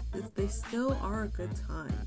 I still appreciate the time that I have them and that I've grown with the series. Now, I do miss some of those older,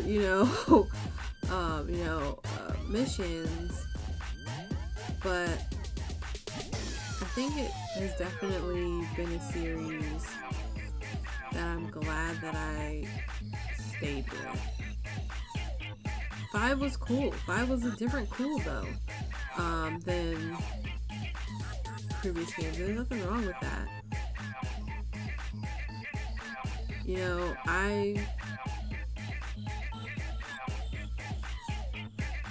It was an early shooter. It was an early shooter for me. So even though sometimes I felt like, oh, I don't play shooters. I mean, I don't feel like that anymore, but it was definitely important to have in my life, and I appreciate that. I really do. Oh, Grand Theft Auto. You always have a special place in my heart. Criticism, like rain, should be gentle enough to nourish a man's growth without destroying his roots. So, Grand Theft Auto was the last game. And these games, actually, a lot of them I still play to some degree. I mean, I'm big on experiences, and games are experiences, you can watch a movie for 2 hours, and that's an experience. You can play a game for over 200 hours, and that's an experience. And so I am grateful that I've had the chance to experience some amazing games that I love, and I love for different reasons, and that they're part of my life and important to me for different reasons. All these games are important to me, for one way or another, and I appreciate them. And shout outs to all the devs and music teams, voice teams, costume teams, marketing teams, web team, all the teams, everyone on all the team. You're all the team. Thank you so much, because without your hard work and your dedication, and unfortunately sometimes sleepless nights probably, I got to experience something that made an impact in my life, and I'm thankful for that. I really am. I do have some honorable mentions. The Driver Series, I mentioned earlier. Oh, this is, I don't know why I didn't have one here. I should have okay, so anyways, the Driver Series. I mentioned them before. The Driver Series, it was definitely my pre-Grand Theft Auto, pre-True Crime, Streets of LA, and Streets of New York. Pre all the things. It was fun. I had a mini map. I didn't really it was a great learning of driving and having a mini map. It was a series that was hard though. It was mostly focused on driving and being too close or not too close to people, or hiding. Ooh, oh my gosh, I just broke my pen thing. But it was a fun series, and it deserves an honorable mention, because it really was the gate. It was a gate that led to a lot of other things, particularly when it comes to driving games. I don't think I had a driving game on my Sega Genesis. Oh, Super Hang-On, but I don't know if I count that. I mean, I count it, but you can only go one way, so I don't know. It's different. Ape Escape. Ape Escape was hard. Ape Escape was hard. I wish I had a copy so I could try to play again. But I didn't really like play a lot of platformers. I don't play like any Zelda games or anything. Ape Escape was about like all these apes that like escaped from, I forgot something. And your job was to go around and catch them. And you're this little boy, kid, and you had a net, and you had to catch them with your net. And it was a lot of fun though, and it was goofy. I really like funny games. I'm realizing this. All the games I like are like goofy. It was really silly. It was really silly. You sometimes would have to use like different things to like open doors. Like you'd have to have a remote control car to like drive over to a what's it called? A button to like hit it to like open a door for you. It was, you could swim in it, but like the apes would run away, and if you got too close, they would like attack you. So you'd be attacked by the apes. But I love that game, and I spent so much time on it. It was a joy. It was a joy. And I wish that they had made more, but they didn't. To my knowledge, they didn't. I thank them for that, because little Sprinkle, was out there trying to catch the apes. I don't think I ever beat that game. This is so sad. I don't think I ever beat the game. But you talking about being upset at a game? I raged on it. That was a rage game for me back in the days. PS1, 2, 1 or 2, one of those. Mary and Ashley Mystery Mall Madness. That's one game. I play this game too much. Yes, I rage. You know, I rage sometimes. I can rage. Listen, that was a hard game. Ape Escape was hard. So Mystery Mall Madness. Mary Kate and Ashley Olsen, as in the twins. Not that side. What's the side? Wait, what? Not that side. Oh. Yeah, I mean, I don't know.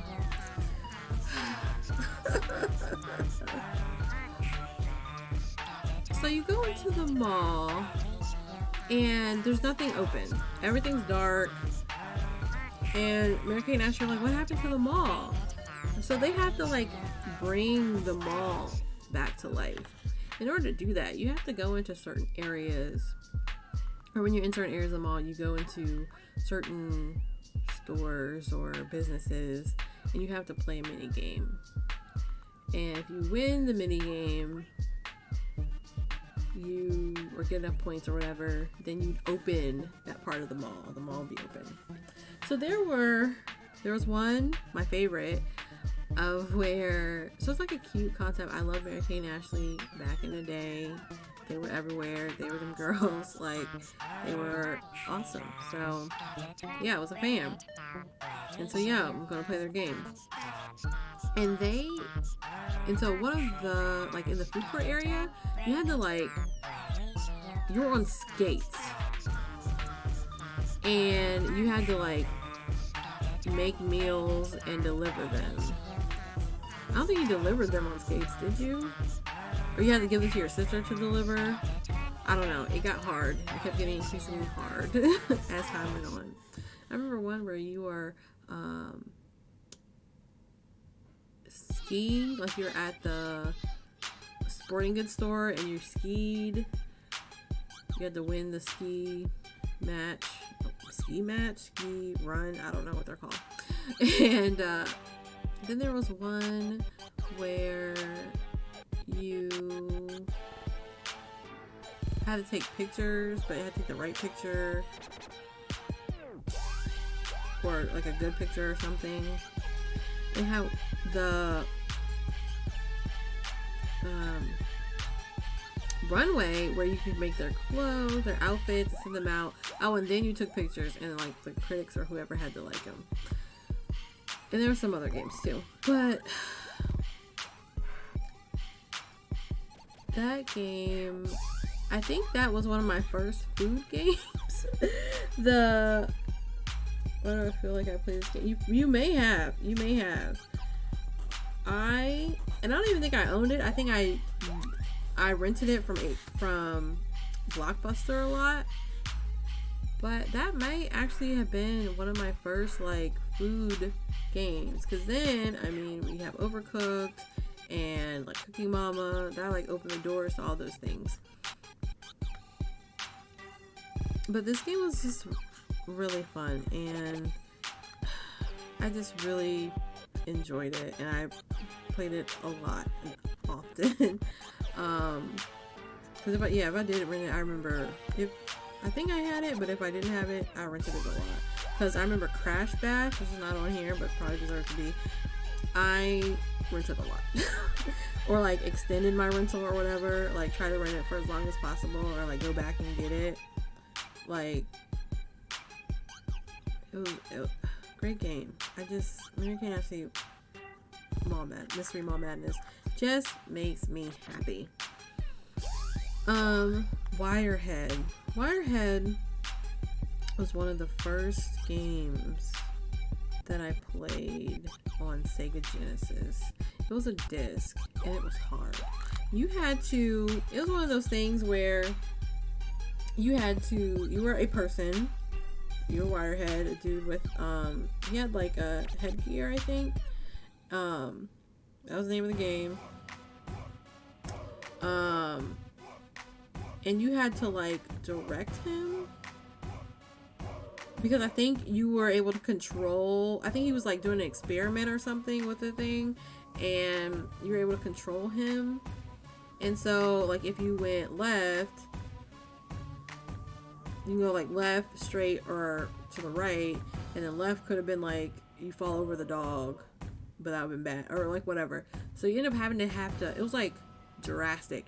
You were in his house, you started in his house, you had to get him to the car, he had to drive somewhere.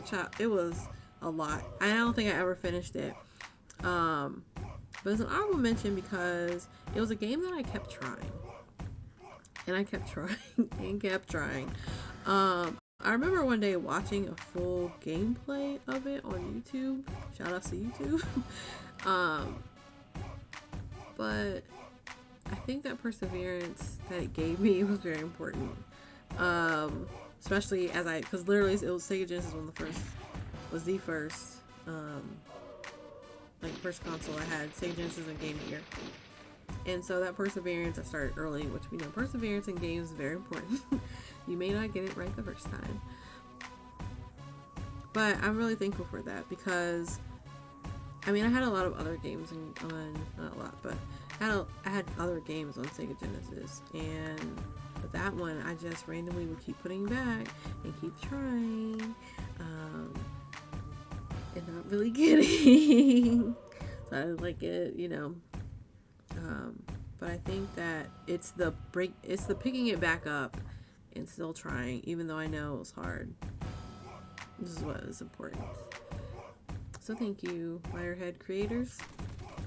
I also don't know why you made that game, but thank you. Last, but certainly not least, Dance Dance Revolution. I enjoyed going to like Chuck E. Cheese and freaking, what was that place?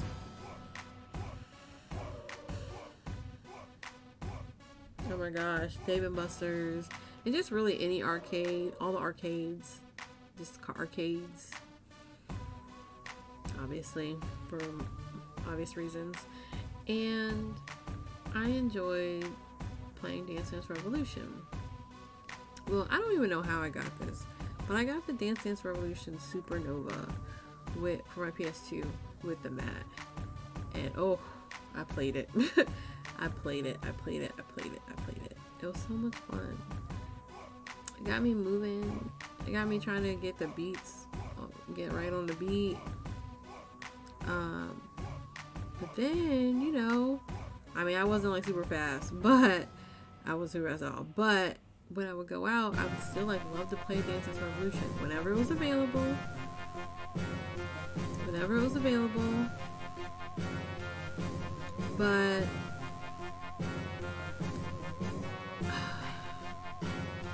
it was important because it showed that like games, because I wasn't in sports, but that was like the closest thing I had. And games can be so much fun, so much physical fun. Music is so fun. Dancing is fun. Let's combine. Games are fun. Let's combine them. Let's give them some points and let's have a good time. And I am very glad that I had it and was able to play it. And I remember, like, I had surgery like 10 years ago, 12 years ago at this point. And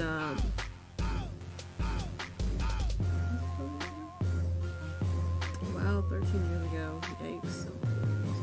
And I was at a place for family reunion, and there was like a Dance Revolution thing. I couldn't play because I still had stitches, and I was so sad. I was so sad. But after I got better, I broke out my Dance Revolution mat, and it was a good time. Even to this day, when I see it, I like try it if I can. I got the money in my card. Even if I don't know the songs, it's a good time. And it brings, like, a game like that brings that you can do at your home or out in the wild. It's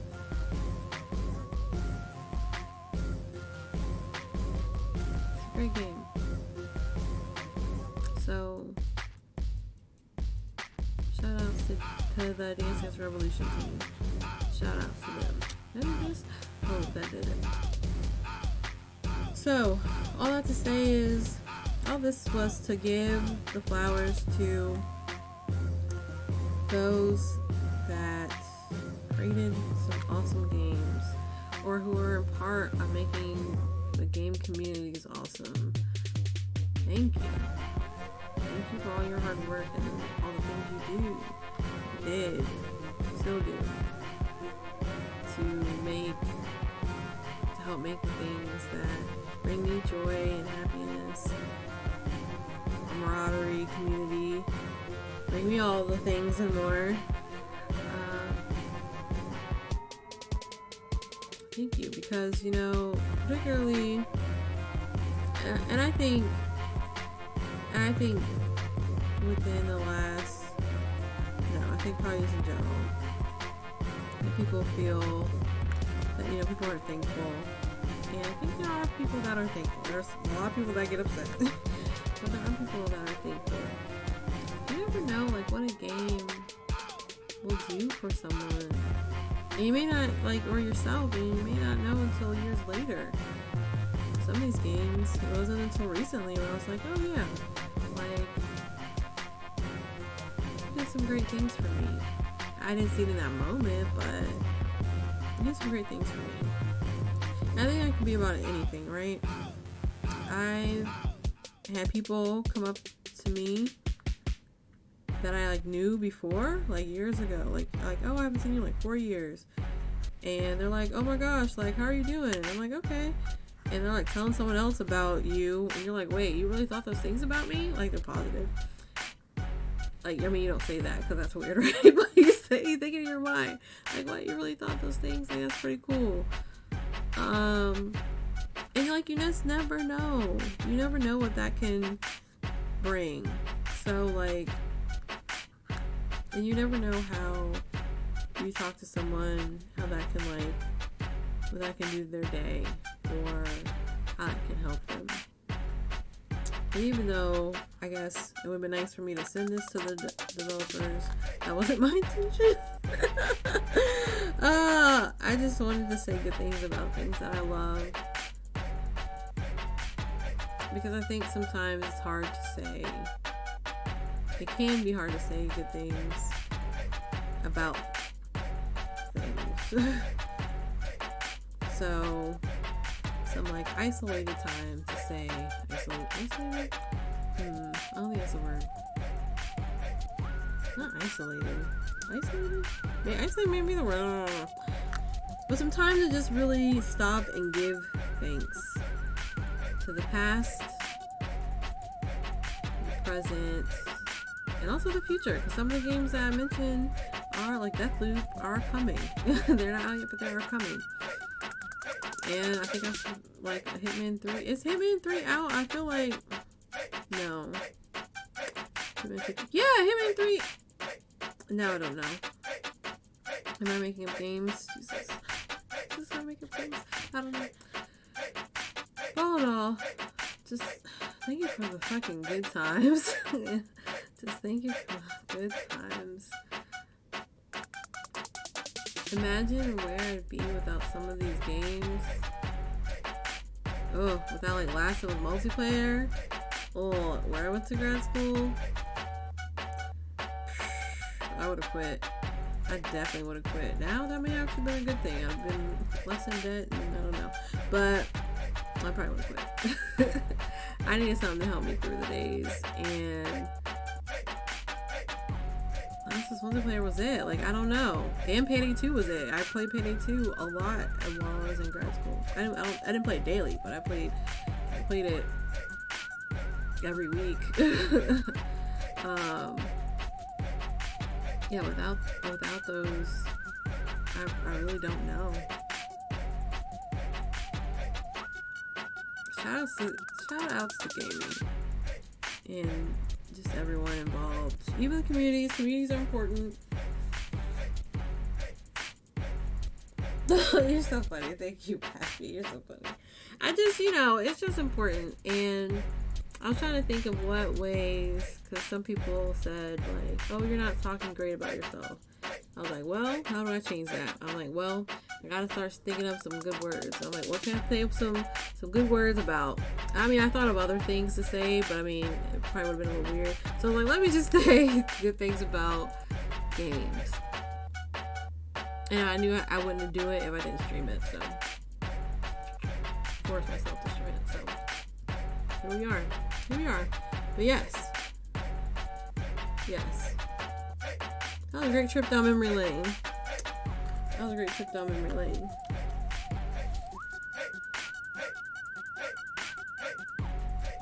But that's it. Did I just exit this out?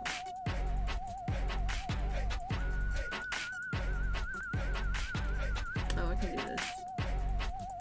I feel like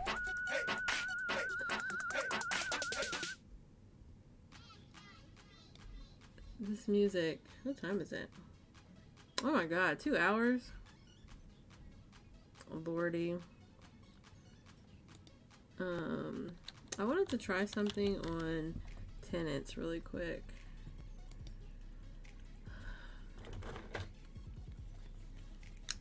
Cause like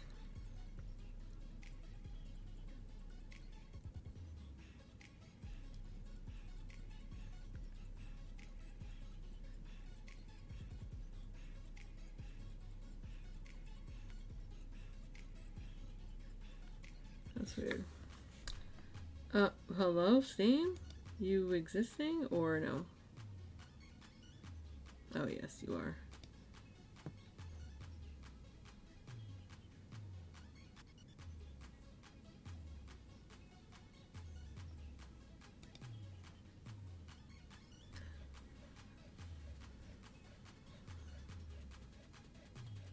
So I saw a tactic. I gotta find it now. Where did I put it?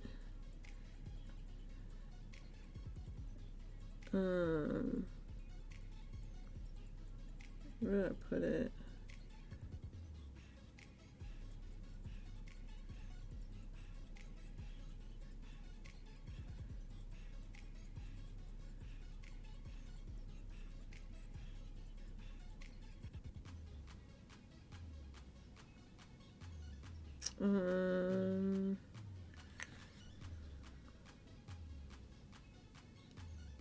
Oh yeah, so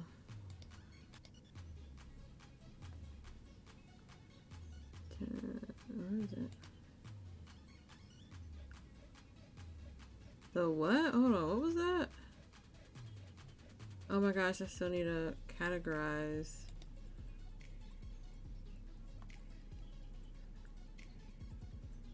Yo, oh my gosh, there was an update to... Hold on, I need to add to multiplayer. Add to all-time suckers. There's a new role on...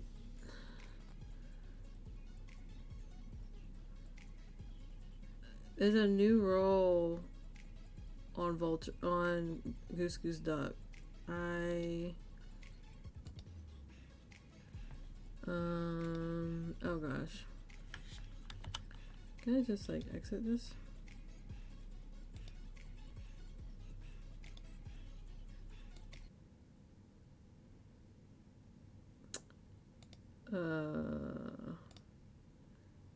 Steam? I'm gonna like assume you're coming. And what is this? What is this?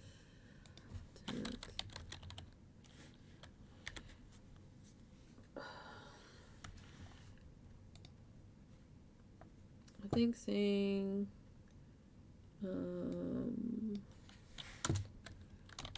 that is